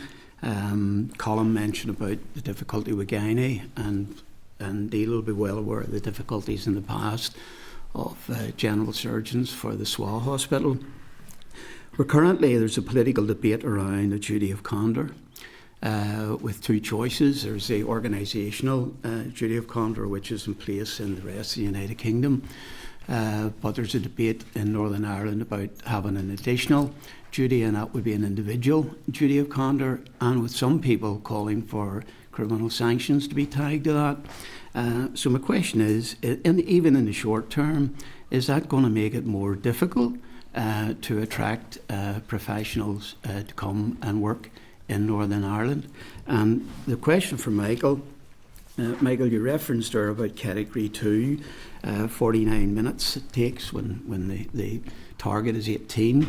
Now, obviously that 49 is an average, so there's some people who will get a quicker response, but equally there's people who will have to wait longer than 49 minutes, and you categorise not heart attacks and strokes. Now, we've been trying to educate the public about how preferable it is to identify a stroke patient early, and that early intervention will lead to better outcomes for that patient. So whilst it's not a life-threatening condition, the longer a stroke patient goes without intervention, I would imagine that it becomes life-changing, potentially, and that becomes a bigger burden for that person and their family and for the health service. So is that sort of taken into consideration in categorising that as a Category 2? And you said that there's 20% of your capacity daily is lost to the fact of ambulance has been stacked up outside accident emergency departments. Could you maybe detail what other difficulties that your department is experiencing that contributes to those missing those targets by such a distance? Okay, thank you, Alan. I'll just cover off in terms of the duty of candour, and I do think it is actually important that you have raised that. In terms of attracting clinicians to work in health and social care in Northern Ireland, the two biggest factors and limitations are work-life balance and pay. Those are primary and front and centre. The pressure, I think, that we are asking people to work under, and the environment, the demand, that is one of the most significant reasons why people actually leave Northern Ireland to take posts elsewhere, and then alongside the pay issue. However, it is very, very clear that all of the medical directors across all of the trusts have been involved in very strongly influencing that they believe it is imperative that we stick to the organisational duty of candour, similar to the rest of the UK. It would be, they feel, a real concern, and it would have an impact on every individual senior clinician if there was to be brought in individual duty of candour or anything referencing criminal as well. So we have also been trying to support our medical directors in that position, and also to support and listen to the voices of our medical workforce here in Northern Ireland, and that is very clearly their position. Thank you. Okay, thanks, Alan. And in relation to the two questions, yes, that figure I give for Category 2, it's an average for year to date. Actually, the month of September, the mean was 65 minutes, 65. That's up from 46 minutes in September 23.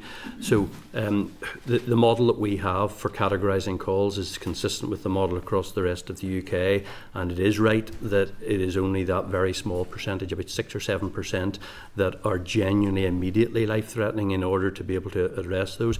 So we have Category 2 is probably our largest category of calls, and there is a spread of potentially significant issues there. You're right to highlight stroke. It is absolutely key, and that's why 18 minutes is a very precise time. Why was it not 20? And these targets have been set based on a clinical indication of when it is important to get people to hospital. Obviously, one of the issues with stroke is getting people to the right hospital in the right time to be able to have the right clot busting drugs to be able to prevent the worst of effects of a stroke. And some of the response times that we have for patients with stroke, that will mean in some patients that's not possible. Also, the uncertainty sometimes of when the onset of treatment or the onset of symptoms, which can make that difficult anyway. But those delays, that's why the delays are a problem. It's not about not meeting targets, it's the impact, the additional risk, the harm to patients, and it is an issue, and stroke's a good example. In relation to the 20% of capacity lost at emergency departments, you said what else impacts on our response times. Well, obviously, operational cover, we seek to put out 100% of operational cover for every shift, morning and night, 7 days a week. Now, even at that, when we manage to do that, as I said earlier, 100% of funded capacity is not sufficient to meet the number of calls. There are always more calls waiting than that, so there is an issue, like everything else, a mismatch between demand and capacity. But the challenges we have of putting out 100% of cover, or people are not at work for any number of reasons. We do have some vacancies, although we're in a fairly good workforce position. There is a supply, and our turnover is relatively low, but there's always a certain level of vacancies. People are on sick leave. Our level of sick absence has improved considerably. Last year it was 14% cumulative across the whole year. Year to date it is 11%. We believe that's improving. So we're reducing our sick absence, but people are, if they're not at work for due to annual leave, other reasons, and sick leave, we are reliant on overtime. The issue with the delayed ambulance handovers and staff experiencing late finishes at the end of the shift, which is something we're all working specifically on currently, reduces staff's willingness to work overtime. There are people who are less willing to do overtime now than they might have been in the past because they know of the difficulties of the shift. Those things all contribute towards delayed response time, but the largest factor is the amount of time lost outside emergency departments. Thank you for that. Thank you, Alan. And last but not least, Colin.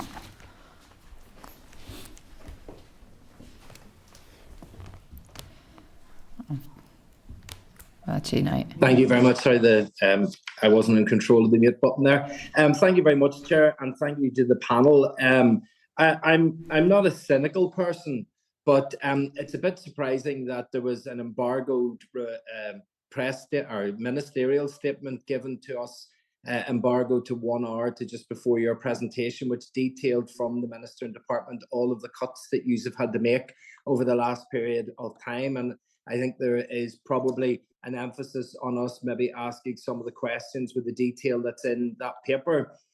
One of which is that reforming services to produce better outcomes remains an overriding priority.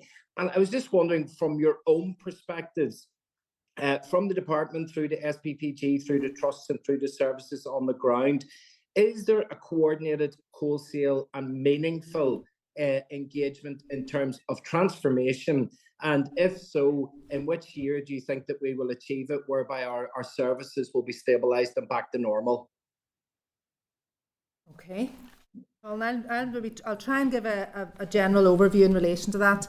In terms of, as you know, for many years, we have all been involved in reform, modernisation, transformation of health and social care, but right back as far as transforming your care.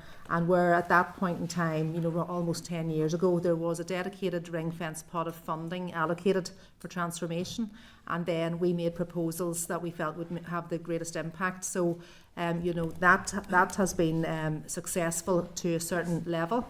And we have been able to implement new ways of working and new models. However, that has not been possible to lift that at scale and at pace and deliver them right across Northern Ireland. It's something that we would want to do. So really, as Chief Executives, we have been saying that our absolute priority is for stabilisation, that we want to use whatever funding is available to stabilise the services that we have, and then to scale and spread the ones that we know provide better outcomes for patients right across Northern Ireland. And two of those key areas are hospital at home services for frail older people and multidisciplinary teams in primary care, so to support primary care and also to prevent people having to access secondary care unless absolutely were necessary.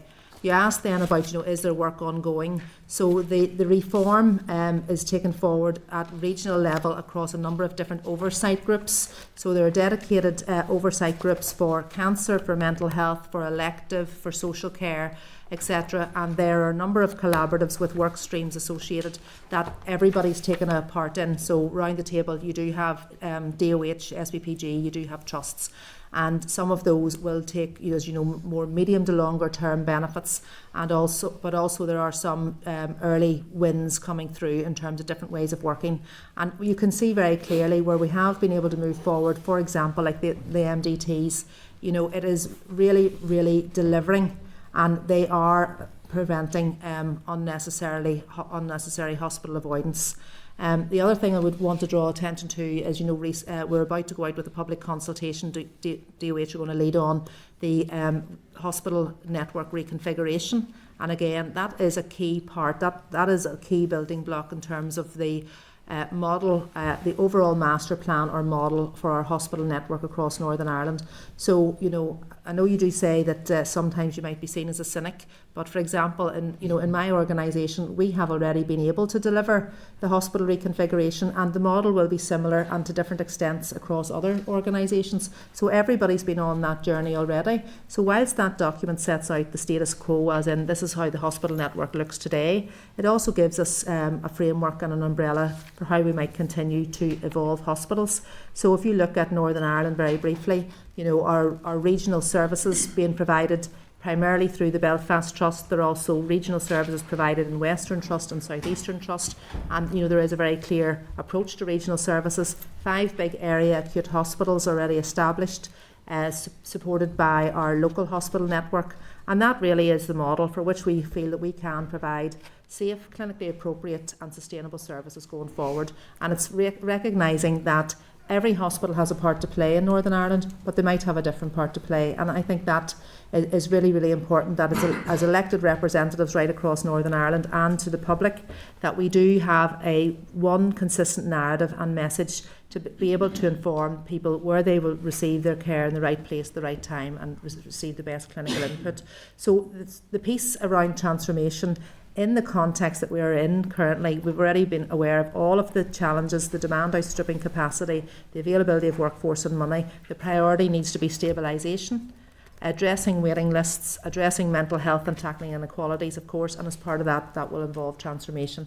And the absolute driver for transformation across us all is trying to deliver that shift from hospital to community. Can I come in as well, Colin, really, in terms of, to answer your question, can you hear? You can't speak, but well, I'll certainly, can I follow up on that as well? I think, Colin, health and social care in Northern Ireland will never be complete in its transformation journey. As our population needs change, we will have to continually change.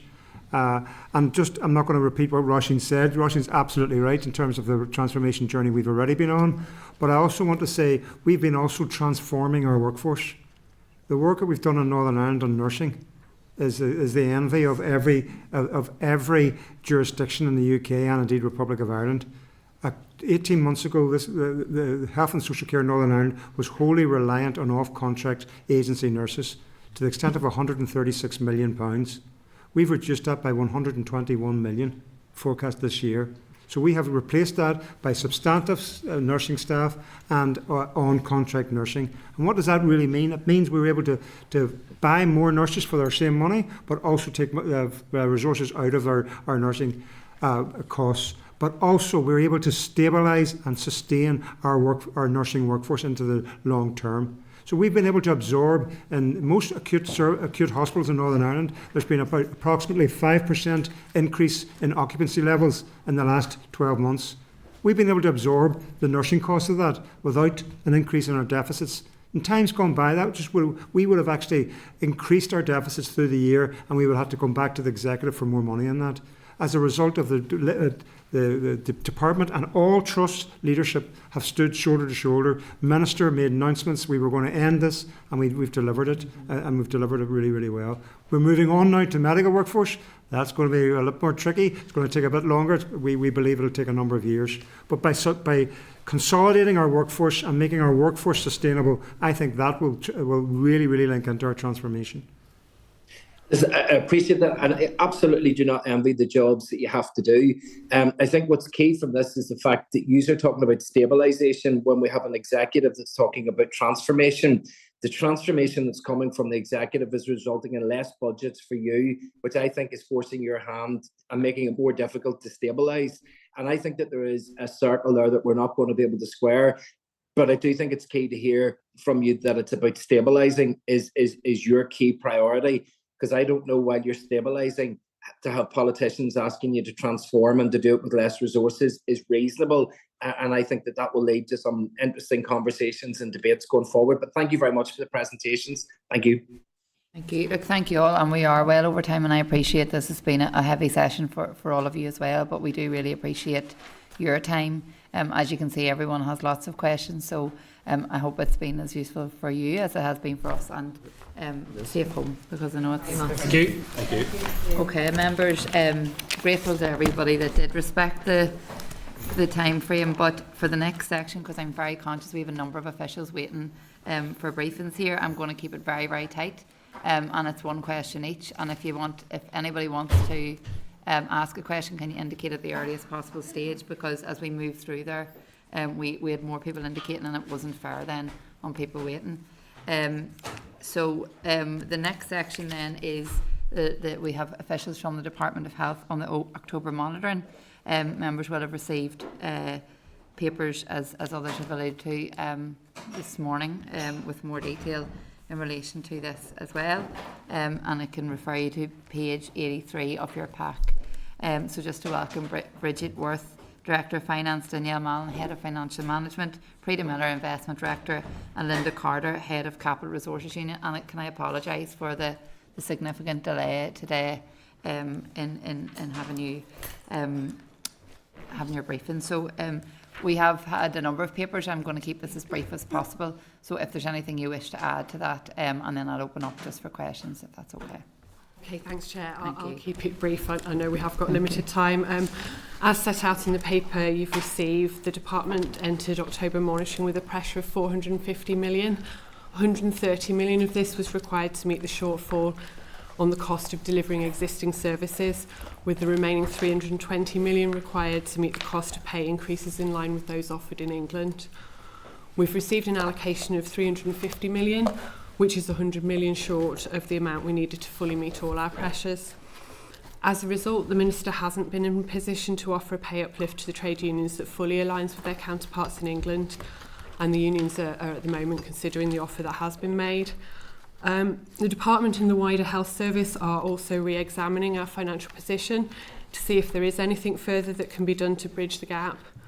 Clearly, in the context where savings in excess of 200 million are already required to get to the shortfall that we declared at October monitoring, this will be challenging, and I think you've heard from Trust Chief Execs, more detail on why that is. It won't be possible, therefore, to find the full 100 million without an all-executive approach being taken. The Minister does continue to engage with his executive colleagues in an attempt to find a way forward.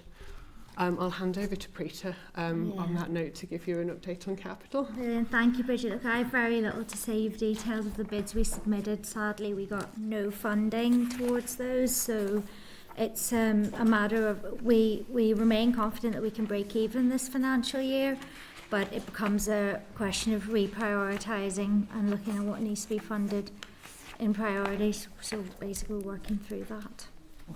Okay, thank you, and I appreciate your you've kept your remarks very brief because I know that's maybe not what you prepared for, so thank you for that. I have just two very quick questions. I suppose the first one, and we have had further detail on the trust savings, and I suppose the position we were in potentially maybe in June compared to now is much better.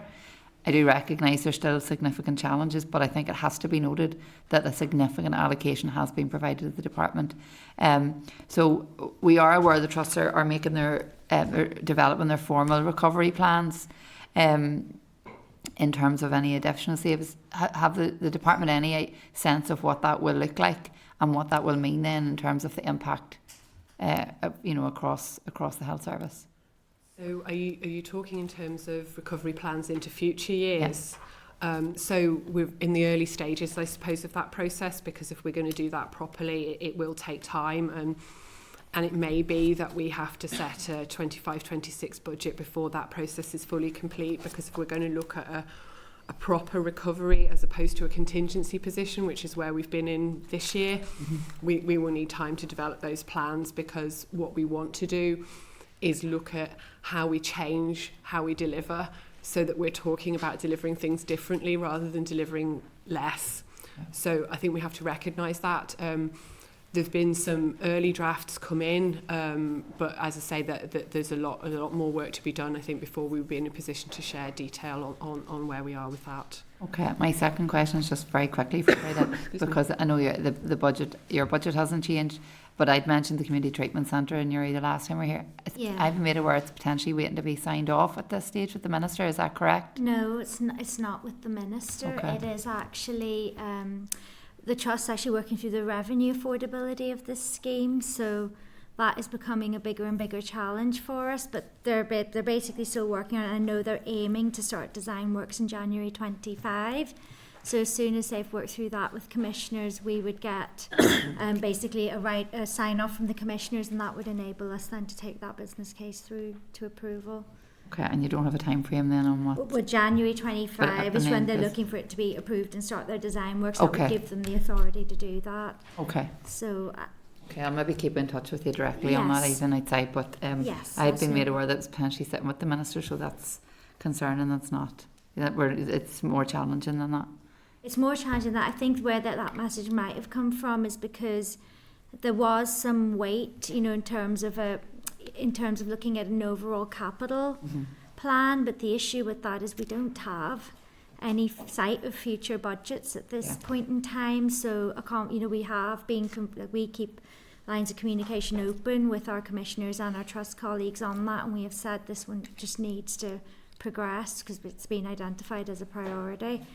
So I would remain, optimistic that we will see it progress. Okay. And we're all basically working together towards a January. Okay, well that's fair enough. Thank you for that, Bree. That's brilliant. Linda? Mine is just probably more of a point to make, and you'll be coming back to me at a later date rather than even giving me answers today. I would like to see going forward, you've just said it, Bridget, actually, is about how we do things differently. I would like to see going forward how we can save money in the health service by working with other departments. I mean, every single one of the people in front of us before you at some point talked about where the problems originate. So if you took, for example, when I talked about children's services and the problems around that originate in what's happening in those homes and those families, and it's not very often a health problem. So it's a poverty problem, it's a housing problem, it's, it can be addictions and mental health, which is health. So I just think we need to look at more imaginatively how are we diverting monies into preventing people from ending up with your services in the first place, because I don't want to see 4,500 children in our care system. I want to see what's happening before that to keep those families together, or to keep those children in a better, more sustainable family, whether that may not be their own parents, but within their own family at some point. So it's how we're working together, not just with the other stats, with the community and voluntary sector as well. So going forward, how we're diverting money maybe sometimes from health, because to get better health outcomes, we know the problems don't start in health very often. It's outside of health. So just that's only a point to make for going forward, how we're actually working together. And I know that's difficult in the system of government we have. I'm not going to say that's an easy proposal, but we have to do it. We have to do it going forward. We can certainly take that comment back to our colleagues. Okay. Thank you. Diane?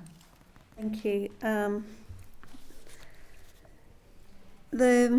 I noticed in the briefing that you gave that there was a bid for 30 million for PPE. And I have a letter here which my colleague Thomas Buchanan shared with me to say that the current value of the PPE that the department holds is over 120 million, and you're bidding for 30 million more. Meanwhile, of that 120 million, for example, next year, almost 50 million of that will run out of date. So when I was in the European Parliament, we used to talk about butter mountains and milk lakes. Do we have a PPE mountain? And why are we bidding for more when we have a significant amount of PPE all stocked up, according to the statistics that I've been given? And Prita, if you could just indicate to me, you're looking 60 million for depreciation due to capital investment decisions. Could you tell me what portion of that, or any proportion of that, relates to the Royal Maternity? I need to take that one. Actually, the depreciation would fall to me. Whatever, I'm happy. So I can't tell you exactly how much of that does relate to the maternity, but some of it will. I mean, Can you give me a rough percentage of what relates I can't to the off the Royal top of my Maternity? head, but I can certainly get Could you back come to you back on to it. me? I certainly can. Yes. Because I think that that's an enormous amount of money, and if a significant amount of that relates to the Royal Maternity, given that the Belfast Trust were here before this committee, we need to know what that amount of money is and how that is impacting on other capital investment decisions by the department. I suppose at the moment we are led to believe that depreciation shortfall is likely to be met, and therefore at the moment that is not having an impact on any of the investment decisions at this time. It's the shortfall of our It's a very careful answer. No, I mean, it's the shortfall of our more general, our non-ring fence revenue actually that is providing more of a constraint at the moment, because every time we open a new facility, a larger facility has larger costs. So actually, it's not the depreciation element of the budget at the moment. It's the non-ring fenced revenue that is a constraint on capital. Okay. In the question on PPE that you asked, so it becomes one of financial accounting treatment. So what it is when we hold a stock of PPE for more than a year, we're supposed to classify it as capital. And if we had received that £30 million allocation, there would have been a corresponding easement in revenue that would have really eased the revenue pressure. So it's about a correct classification. So that's what it is. It's not that we're looking to buy more PPE, it's that we're looking to correctly classify it, and we can't afford it out of the budget to do that. And we understand that. Yeah. According to the figures that you sent me in this written question, this year 13 million of PPE will run out of date, and next year 49 million. Yeah, so I mean, there's certainly, I mean, we have actually, last year we had to account for quite a significant amount of PPE. You have to account for the write-off of that PPE when it becomes clear that you're not using it at the rate that you need to in order for it to be used within the use-by date. So that actually, the funding that we had in last year's budget would have enabled us to write that down to zero in our accounts through the revenue budget. So a lot of that stock currently it's not going to impact the budgetary position, but I appreciate what you're saying. I mean, I think the reason it's arisen is because at the time we bought it at the height of the pandemic, we were all really worried that we were going to run out. So that's the position we found ourselves in, and we're now managing that position back down to the more normal level that we happily find ourselves needing at the moment. Okay, thank you. Colin?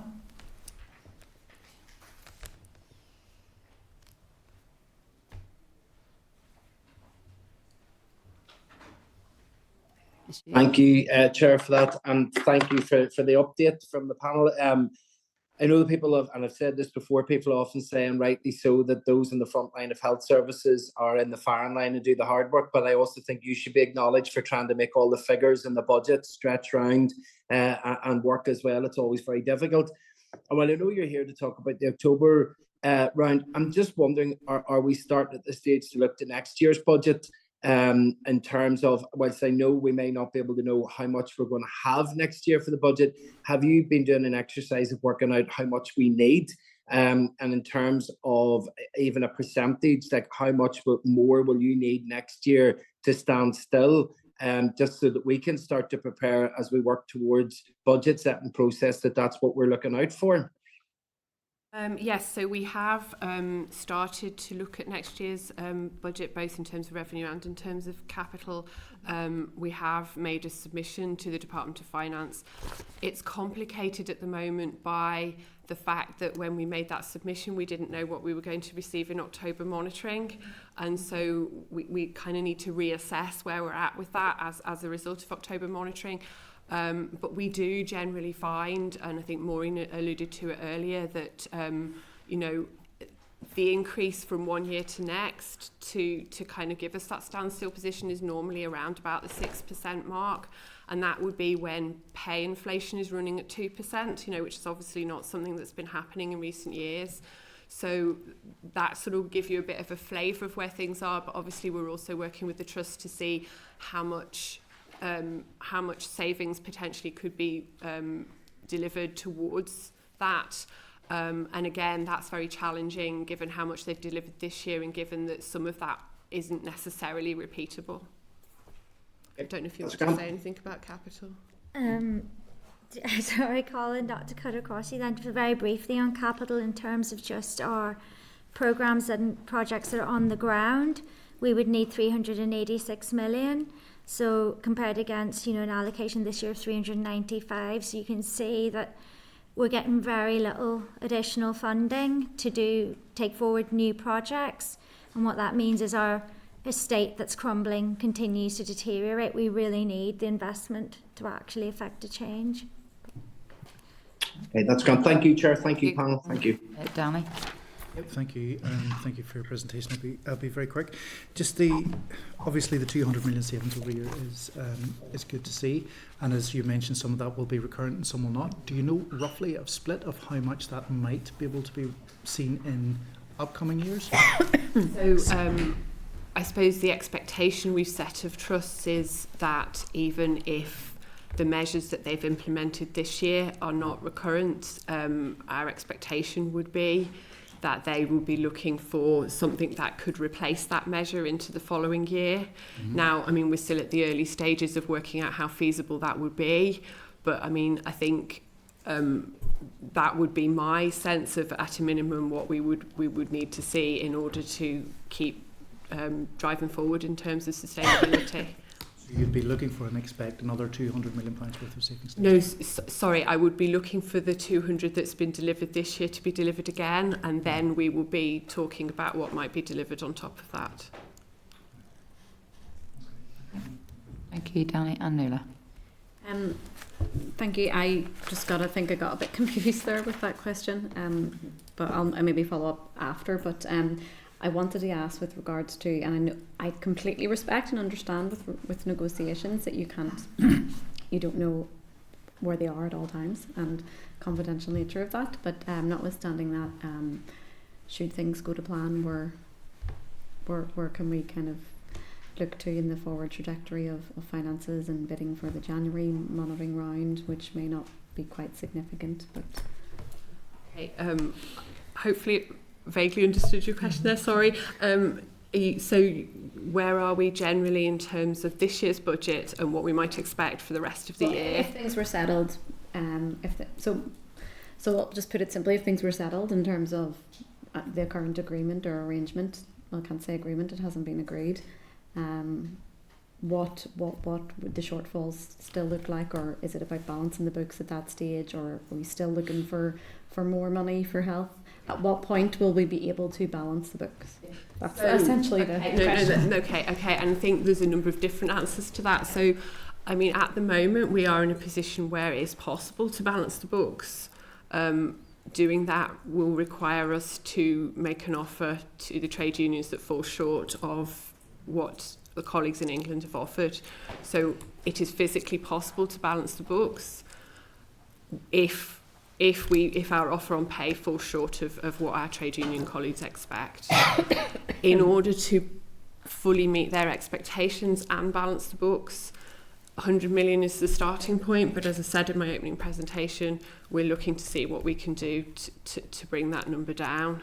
And as I say, the Minister's also engaging with executive colleagues to see if we can expect any help from other departments in that regard. That's the current offer on the table to the unions. So there has been an offer made which would be affordable, and I think I'm going to leave it at that. Which would enable you to balance the books. Which would enable, yes. Maths anyway. Yes, sorry. By affordable, I mean which would enable us to balance the books. Okay, thank you all. And again, apologies for the delay, but I think we probably drew a lot of our questions out with the trusts as well in terms of the minutiae of it.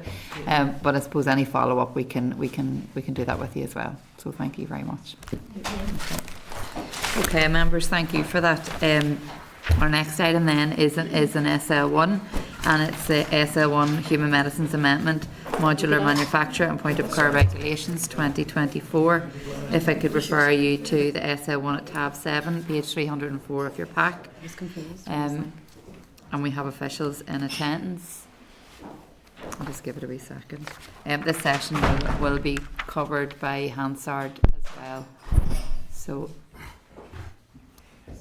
in attendance we have Chris Garland, Senior Principal Pharmaceutical Officer, and Eddie Murphy, Deputy Principal Pharmacy Directorate. So you're both very welcome, and thank you too for your patience as we're being significantly delayed. So I'll just ask you to make your opening remarks, and then if there's any questions, we can come in after. Thanks. No problem. I'm going to let Eddie deliver those. Thanks very much, Chair. I'll try and keep this short and sweet. So I'm going to provide some brief background and detail around the policy intent of the regulations in question. And then we'll finish. If anybody wants to ask any questions, we'll be happy to accept them. So thank you very much for the opportunity to brief the Health Committee today in respect of the proposals set out in a recent SL1 letter to the Committee on Plans to make a UK-wide statutory instrument entitled the Human Medicines Amendment Modular Manufacture and Point of Care Regulations.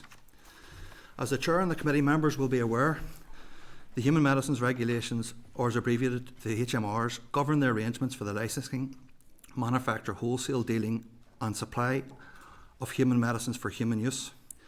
The amendment set out in the Human Medicines Amendment Modular Manufacture and Point of Care Regulations will amend the Medicines for Human Use Clinical Trials Regulations 2004 and the HMRs to enable the introduction of a new tailored regulatory framework to support point of care and modular manufacturing, enabling decentralised methods of medicine manufacturing and moving innovative medicines closer to the patient while maintaining robust regulatory standards and ensuring patient safety. Introduction of this framework is intended to proactively support the development of new medical advancements on the cutting edge of technology and new means of medicine manufacturing, facilitating the development of highly specialised medicines where they are most needed for patients, whether that be at hospital wards, operating theatres, community centres or even patients' homes. These products are in the early stages of development, but one example is a diabetic food ulcer treatment using blood-derived products obtained from the patient and manufactured at their bedside. Modular manufacture can support early-stage vaccinations, deployment by allowing vaccines to be locally filled and finished, ensuring efficient supply to mass vaccination centres. These amendments are needed as increasingly, with advanced health technology, innovative medicines are now being developed that will need to be manufactured close to patients and healthcare settings. The traditional approach by the UK Medicines Regulator, the Medicines and Healthcare Products Regulatory Agency, or MHRA as abbreviated, therefore needs to adapt to support the development of new technologies. Current arrangements are suited to centralised, factory-based manufacture with a small number of fixed manufacturing sites named on manufacturing licences and on marketing authorisations. Point of care and modular manufacture products may potentially be manufactured at multiple sites across the country. Some of these products are developed to meet the unique needs of each patient when those patients need them and are often derived from the patient's own cells or blood. Indeed, some products must be administered within an hour, even minutes of being manufactured. This creates an urgency and specificity that traditional manufacturing cannot easily accommodate. It would be extremely challenging for these innovative products to be regulated in accordance with current regulations, resulting in significant regulatory and financial hurdles. The objective of this instrument, therefore, is to provide an enabling framework to allow for the safe and efficient manufacture and supply of emerging medicines still in early development, and providing the regulatory clarity necessary to encourage development of these new products and approaches. The benefits of this new approach will extend to patients and carers who will benefit from access to new and more personalised medicines in a timely and convenient manner, with potential for some patients to be treated with medicines manufactured at home. It would help move care from hospitals to communities, reducing the need for patients to stay in hospitals. Secondly, healthcare professionals will benefit from the ability to provide greater range and more effective treatment options, which can improve patients' response to treatment. And lastly, innovators and industry will benefit from these clear regulatory expectations and the enabling of speedier product development. The new framework will remove regulatory barriers that are not suited to novel manufacturing methods. This benefit will be seen across all sizes of companies, in large, small and medium-sized enterprises. It is vital that the medicines regulatory framework is flexible for new innovations, but does not compromise on patient safety. I will now set out shortly and a short brief that how the MHRA will point-of-care manufacturing products will meet the necessary standards of safety, effectiveness and quality that are expected of all medicines. The new framework is centred on a hub-and-spoke model, with a single control site as hub for each product, overseeing all aspects of the point-of-care and modular manufacture system, including the spokes of the individual manufacturing locations and their activities. The control site will be the only named manufacturing site on the manufacturing licence, clinical trial and marketing authorisation application. The holder of the control site, as its name signifies, will be responsible for ensuring product quality across all manufacturing sites and notifying the MHRA of reportable incidents. The diligence of the control site and overseeing the manufacturing locations will be scrutinised at routine MHRA inspections, and arrangements for oversight will be scrutinised as part of the licensing process. A number of manufacturing spoke locations will also be sampled and subject to inspections to ensure the oversight claimed by the control site can be independently supported by inspection findings. The new framework is modified from the current regulatory system for evaluation of regulatory compliance at manufacturing sites and safety monitoring. There will be no change in the expected standards that must be met for safety, quality and efficiency of the product. There will not be an increased risk to patient safety either, with the MHRA retaining regulatory oversight in this regard. I would like to advise members that the MHRA laid on a joint public consultation with the Department in accordance with Section 45(1) of the Medicines and Medical Devices Act 2021 to seek views on the legislative proposals to introduce a new regulatory framework for the manufacture and supply of point-of-care products. Comments and views were expressed from a variety of stakeholders across the UK and internationally. There was significant support for the creation of a new UK regulatory framework for manufacturing supply at the point of care. The overwhelming majority of responses were positive, with 91% of respondents agreeing that a new framework was required and 94% agreeing with the framework that was proposed. Indeed, many responders also supported a wider scope manufacturing and supply for the framework to also include modular manufacture and home-based manufacture. With regards to assembly procedures, amendments to the HMRs are made under powers contained within the Medicines and Medical Devices Act, and within this Act, the Department of Health in Northern Ireland is named as an appropriate authority in recognition that the regulation of medicines is a devolved matter to Northern Ireland. These regulations will be subject to the draft affirmative procedure and will be laid before the Assembly and approved by resolution of the Assembly. Therefore, an Assembly debate on these regulations will be required. As the Human Medicines Amendment Modular Manufacture and Point of Care Regulations is a joint statutory instrument with the MHRA, I can confirm that it has already been laid in draft form in Westminster last month and is due for debate and approval in both the UK Houses of Parliament later this month. The House of Commons debate is scheduled for the 27th of November and the House of Lords debate on the 28th of November. Following consideration of the SL1 by the Health Committee on the policy intent of this amendment, and if the Committee are content, the Department will seek to lay the legislation in draft form in the Assembly Business Office at the end of this month, and then provisionally schedule the necessary Assembly debate on these regulations in early 2025 following Christmas recess. This will allow the Committee the opportunity for further consideration of the legislation alongside any views the examiner of statutory rules might have. Thank you, and I'm happy to take any questions. Thank you, Eddie, and I think that has actually provided a lot of clarity around the rules, so thank you for that. I think it's amazing when you hear the advancement in some of this work. So the only question I have is do we have any sense of the number of patients who would benefit from this, or is it something that would be as and when required?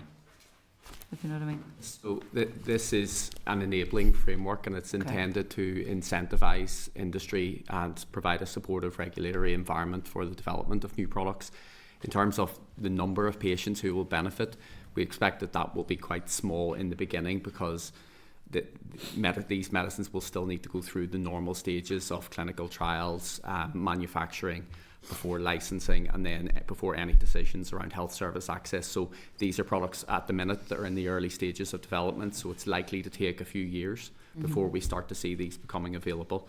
But as time goes on, more the pace of development in this area is phenomenal.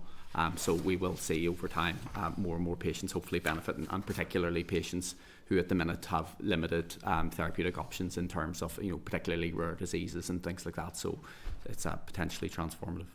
Well, thank you for that, Chris. Has anyone else any questions? No? Okay. Thank you very much. So I just move then to ask members if they're content with the merits of the policy and that the department makes the statutory rule. Content? Yeah. Thank you. Thank you both for that. That's been very useful. Okay, thank you, members. Our next item is item number 8, the SL1 period products Department of Health specified public services body regulations Northern Ireland 2024. If I could refer you to tab 8, page 341 of your pack. Members will remember that the committee deferred further consideration of the SA1 at the meeting on the 12th of September as we requested further information in terms of cost, and a response from the department has been provided detailing cost estimates at page 341. In attendance we have Arian Culleton, Head of People, Organisational Development and Equality, and Tim Morrison, also from Organisational Development and Equality branch. So thank you both for being here. If you want to make a few brief opening remarks, and then I can open up if there's any questions. So thanks. Yeah, so we're back following the meeting on the 12th of September where you asked for clarity on the costings from the trusts. So we've been engaging with trusts quite a lot over the last couple of months just to try and secure down some indicative costings, and they have provided us with indicative costings. So we're looking at around about a total HSC-wide cost of about 1 to 1.5 million per annum. Each trust has reported the same figure, so between 200,000 and 300,000 to implement the scheme. And this is based on a pragmatic approach, so we have had to sort of work with trusts to help them understand how they may be able to implement this as perhaps slightly different from other bodies, because trusts, of course, massive amount of premises. So we're looking at a pragmatic approach there where trusts are perhaps not going to have products in every bathroom in every building, but are taking a pragmatic approach where they're having perhaps a set of linked buildings with products in one. And we've asked them to make sure that signage is very strong and that access is very clear for users and things like that. So working with trusts, we've come up with this figure, which we think is reasonable and reflects probably a very sensible approach for trusts. So.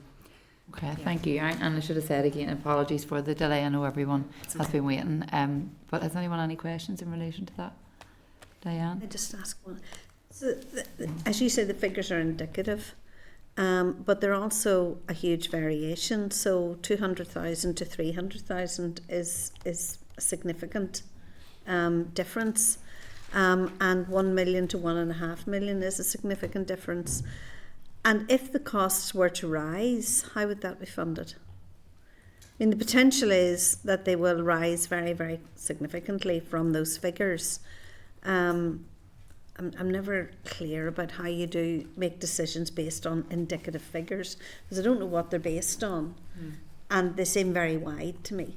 So there's a couple of things. So the trusts have to, as part of the legislation, carry out a consultation with users. So that's ongoing at the minute, and that will help them understand a bit more about what is required and hopefully narrow down and probably be more exact in how much it's going to cost. And then there's a procurement process to happen after that. So they're going to use, I think, an existing contract to do that. So we will probably find ourselves with a bit more clarity after the consultation process, when trusts will be more exact perhaps in what they're talking about.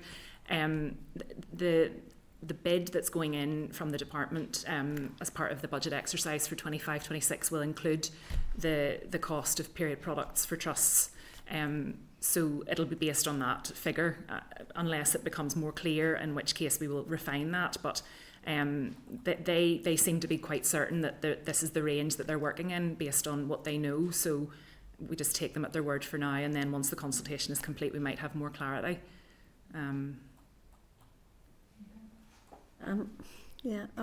not really sure where that takes us, because we didn't have any figures the last time, and now we have a very set of inexact figures, and I'm not sure where that actually helps us, and whether we shouldn't actually wait and see what the consultation brings forward, and whether there will be a more precise and better idea, unless there's a particular hurry with this. I have no idea if there is. The Act does require us to lay the regulations within a year, but obviously we've passed that now, so we would be keen to sort of get your assent to lay the regulations you know, in terms of just moving it on and having that sort of requirement in legislation then for trusts to work within. But I take your point. Obviously, these are not exact costings. I'm not sure at what stage we're going to get to that very precise point. This is a new scheme, so it really is unknown at this stage how much it's going to cost, and they've given us these as their best estimate based on, I suppose, their knowledge of their estate and what they think they require. So, okay, thank you, Nuala. Thank you for that. I think those costs are quite astounding, and I would hopefully think that they might be reduced in like reality once it actually comes into effect. You know, I'd like to think that would be the case, and I understand that you have to give, you know, you have to kind of set the bar in terms of like this is what the project could actually be. So I would hope that it would be less than that.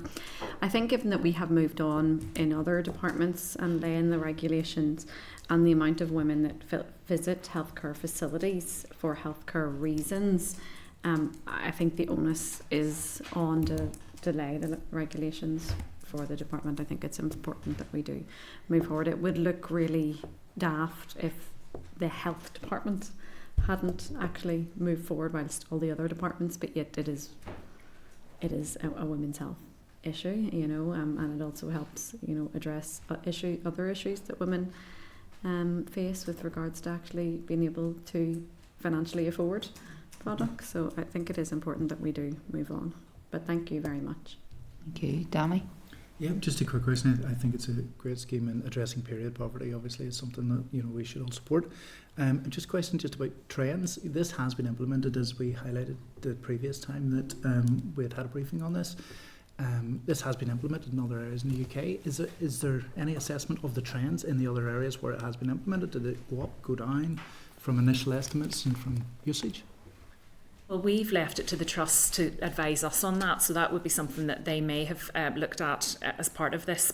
My understanding is that there are quite a lot of variations in other schemes across the water in terms of access and things like that, so I don't know that we could have a complete comparator with other schemes as such, but again, this is based on what the trusts are telling us they estimate, so you know, they may have done what you described and had a look over the water and things, but I couldn't say that for sure. No problem, thank you. Thank you. Look, thank you so for both for coming again. I have no further questions. I suppose if we could keep an eye on the figures, but as Nuala said, other departments have already implemented this. We were keen just to get across so we could base our decision on something. But I understand that some of that can be difficult to pin down at this stage. So I do appreciate your time as well on this. Members, just with that, then, are members content with the merits of the policy and that the department makes the statutory rule, and we could say subject to ongoing updates and monitoring of the costs? That'd be enough. Yep. Okay, thank you both again. Okay, members, item number 9 then, we'll move to correspondence. If I could refer you to the list at tab 9.1 of your pack, which starts at page 366, and the correspondence in the main pack starting at page 367. I just had one I wanted to raise on the letter in relation to the GP indemnity, and obviously that issue still exists, and as far as I'm aware there's been no further agreement on that. I've reached out to Dr. Francis O'Hagan to meet to get an update from the GP's perspective, so just to make members aware of that as well. Nuala, did you want to come in? Yes, I just wanted to highlight it as well, like yourself, because I understand that people have heard in public session that we've requested an update about it, and they can't see what we have in front of us here, but that it confirms that the indemnity money was not new, but it is actually vague and doesn't actually say if it was properly ring-fenced or not, that it came from within the existing GMS funding budget. So I think it is important, and we will have party engagements as well, but I think we haven't really got clarity. It wasn't ring fenced, but it wasn't new money, so we've got clarity on the fact that it wasn't new money. Just to mention, we also have a briefing on Tuesday, the 26th at 1 o'clock with Garrod and others on terms of primary care, which I think we can ask further questions in relation to that as in an informal session. So just it's in the forward work programme there as well. Linda? Not on that specific thing. I Chair, would. so No one just- else is in it. I'm happy to move on. Then if there's another. So just I've something under correspondence and AOB. Well, I'll cover, I'll do correspondence first. So the correspondence is just the letter from Siobhan O'Neill, Dr. Siobhan O'Neill, the mental health champion. I'm probably a wee bit concerned about it, and I did raise it at the policing board earlier on because we had Ryan in front of us just on the right care, right person stuff. So I just think we need to be very clear that, and I know where Siobhan's come from and our concerns and making sure that people are not literally left out there on a limb because nobody's responding, but we need to ensure that if we're talking about people with mental health issues, that it is the right person that's responding. Any response is not good enough. I mean, I could go out, but what good am I to them? Absolutely none, and that it isn't fair to have the. So I think maybe if we could do at some point in the future an informal conversation, maybe with Siobhan just around this stuff and see what, because I get from her perspective the concerns, but I have concerns that we still end up and we're nearly giving health department a get out here. This is not about, protecting one department over another. This is about ensuring that the person at the end of that is getting the best service and the best outcome. So I just think it's not something immediate. Case, don't panic, and we are under pressure trying to fit everything in. But if we could have an informal conversation, I think what Siobhan doesn't require to come from the committee. I know that we're packed going forward. Okay, no problem. Thank you. Are members happy with yes, Diane? Just the letter from Alma White around Caleb's cause and the request to have a committee presentation. There was a fantastic event this week around Caleb's cause, and I know the committee is chock-a-block with requests for presentation, but I think this would be very worthwhile if we're not already doing it. Yeah. We have. Yeah, Chair, just to say that we are aware there's a number of organisations that had requested to brief the committee. So we've identified a date, Thursday the 9th of January, and we're going to bring 6, 7, 8 of them in, give them half an hour each to brief the committee. That's excellent. And they're one of the ones that are in there, and some of the other ones that I've mentioned before in previous weeks are there. I think so far we've a list of 6. So we do, from people who have written in the request. So that's scheduled at the minute for Thursday. I think that's really important, because if we can have that kind of innovative legislation that ties economy, communities, health together in that post-18 provision for young people with disabilities, I think that if you want to do something really positive, I think that would be really positive. No, absolutely. And I think there has been work, I know certainly from economy's perspective, there's been some work already done, so anything we can do to push that forward. And just I suppose to mention that the event I meant to do that as well, it and the Heart Failure Warriors events this week were 2 really, really excellent events, and again driven forward by individuals who have used their lived experience to try and create better outcomes for other people. So I think that's important to note. That's so glad just you raised that. 9 people coming and half an hour each, 4.5 hours. Is that doable?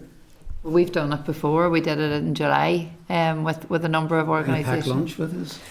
We're sitting with 6 at the minute, so we are. And not be up, but so it shouldn't be. I think it's rather than putting people sitting waiting for months and months to get into the formal committee. At least if we can have that initial meeting with people and start to do some work on it. There's nothing else on the agenda. Yeah, and it's it's more, people can have a more open discussion as well, I think, than coming in front of the formal. But it did work well, I think. I know it was myself and yourself, Danny. I can't remember if anyone else was there, but we did it in July we had nearly a full day. We had quite a lot of people in, and it worked really, really well. So, and not everybody needs the full half hour either, so but we can see, as Kate said, we've 6 at the minute. So Colin.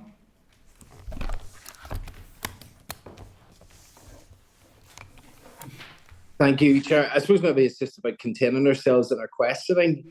That's maybe the bit that if we could get a half-hour presentation from 6 groups, it would take 3 hours. But I suppose we all kind of descend into 45 minutes or an hour of question after each one. Then it's going to take all day. So I don't know how we manage that, if we can put questions in advance, or just agree to just listen to the presentations and follow up with questions afterwards, or That's whatever. That's what we did last time. So and it worked well.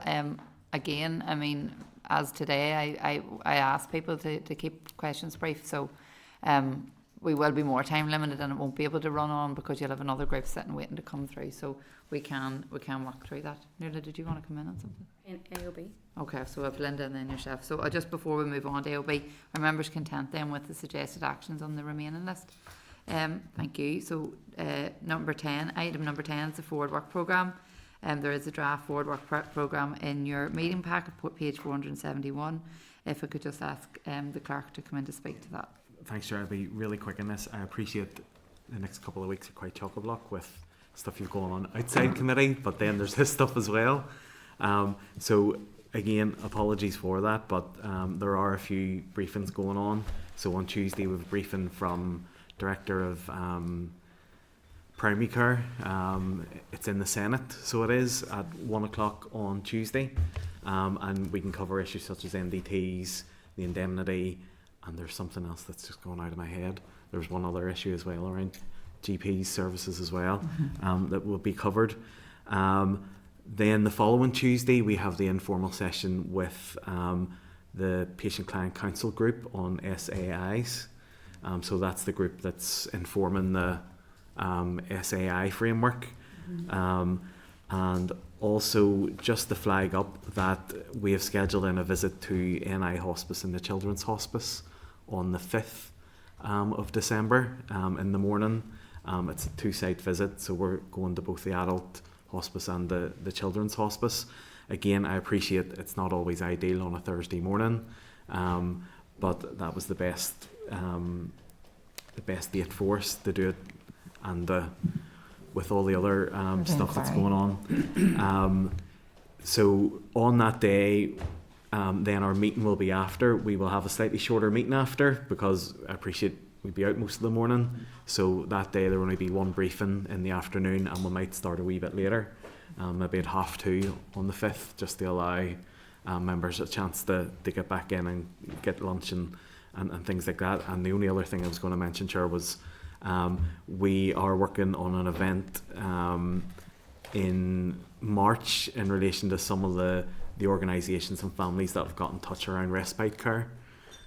So we're working with them at the minute to identify and maybe do a roundtable event around the start of March to help inform committee when officials come up that week on the respite services and what they're planning to do with the funding that's been allocated.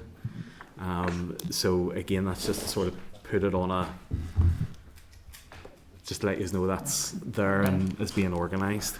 So it is. So. Any sign of any legislation, Keith? Short answer is no. There is a much longer answer, so there is, but the short answer is no. I have had no indication from the department of anything coming soon. Just when you do that, the visits, if you wouldn't mind saying that, there are apologies because we have police and board full session that day. We are planning some on a Wednesday afternoon, which again I know isn't ideal either, but it was just we were conscious that Thursday mornings were difficult for some members. I know Wednesday afternoons may be more difficult, so they may, but it was just to try and give a bit of opportunity for members to attend some. Yeah, thank you. That would be appreciated. Colin? Yeah, Chair, can I just check? Keith, I mean, be honest with this one. I've never seen a committee with so many extra meetings, extra visits, extra everything. I don't think any of the other committees are doing as much. Have you any extra resource as a committee clerk team? Have you got the same committee clerk team as a committee that's just meeting once a week for 2 hours? Yes, we have the same resource as other committees. Well, could I make a suggestion, maybe, Chair, that you maybe in the Chairman's liaison form or others maybe raise that with somebody, because there's stuff next week on Tuesday, Wednesday, Thursday. There's visits the week after. There's briefings coming in, 3 per committee. We're working at a substantially higher rate than any other, and it's with the same resource, because if I remember rightly, it's just equally distributed. Every committee gets 3 or 4 staff and that's it. But I'm sure there's a lot of additional pressure given the requests that we're making, and I think it's only fair that we should have a staffing complement that reflects that. Yeah, I'm happy to do that, and I can speak to the team to understand where the challenges are. I suppose to say that the requests aren't coming from the committee, they're actually coming from people outside the committee, and we're trying to meet that. And in fairness to the staff, they've been absolutely excellent in accommodating that as timely as possible. So it's trying to strike that balance, but I'm more than happy to raise that. Thank you. Sorry, Linda. So just a couple of matters under AOB. I haven't got the AOB. I can just Oh, let me finish forward work programme first. So just can I ask members to agree to note the briefings as set out in the forward work programme? Agreed. Great. Okay, AOB, Linda and then Nuala. I'm sorry, I just was afraid people would run because one of these does require a decision. But actually, they both probably do. The first suggestion I was going to make is, what about we do the session on effective questioning? We've talked about that this morning. I have a date for that. That's it. That's all. Early in February. Sound. Yeah. And the second one is, would the committee be agreeable? I got a letter, now it's from a constituent, but this is actually much wider than my constituent. It's around a steroid that has become unavailable due to apparently a shortage, which they're telling me is a UK-wide shortage. So it's called, I'm not going to pronounce this right. No, I can't even. So it's probably for different types of health problems, but this particular boy and the boys in his family have it, is for muscular dystrophy Duchenne, which is, as you know, life-limiting. And every little decision and big decision is every little decision is a massive decision in these children's lives.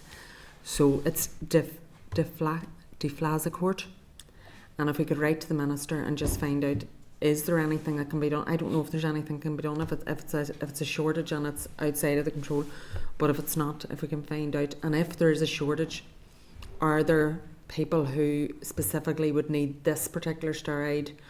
And I don't even like saying this over and above others, because there are alternatives, but the alternatives are not really suitable for boys with us, to be honest. And every single steroid has a side effect. This has a side effect for this child, but it is preventing more serious impacts of his health condition. So it's, as you know, like there are a number of children in the north, unfortunately many of them in the one family, because it is I'm happy to hereditary. support that. So thank you, Linda. I'll send the detail to you kids so you know what we're talking about and what we're asking. Okay, thank you, Linda. Thank you. I was just going to ask if we had any correspondence around the children's conference, the first annual conference, because we had heard that it was going to be the end of November, it was maybe happening, and I know that it's not up to the Reimagine Collective, to kind of sort that, but have we had any more feedback? What's this? Wednesday. Next So it Wednesday, is. the foundations for The future. invites went out to members. Okay. Yeah, no, I think it went out about the 7th of November. Okay, well, I'll keep a lookout for it. That's good. We'll send it on to you. Yeah, please do. Okay, members, so the date, time and place of our next meeting is next Thursday, 28th of November at 2 p.m. in room 29. So safe from everybody. Thank you.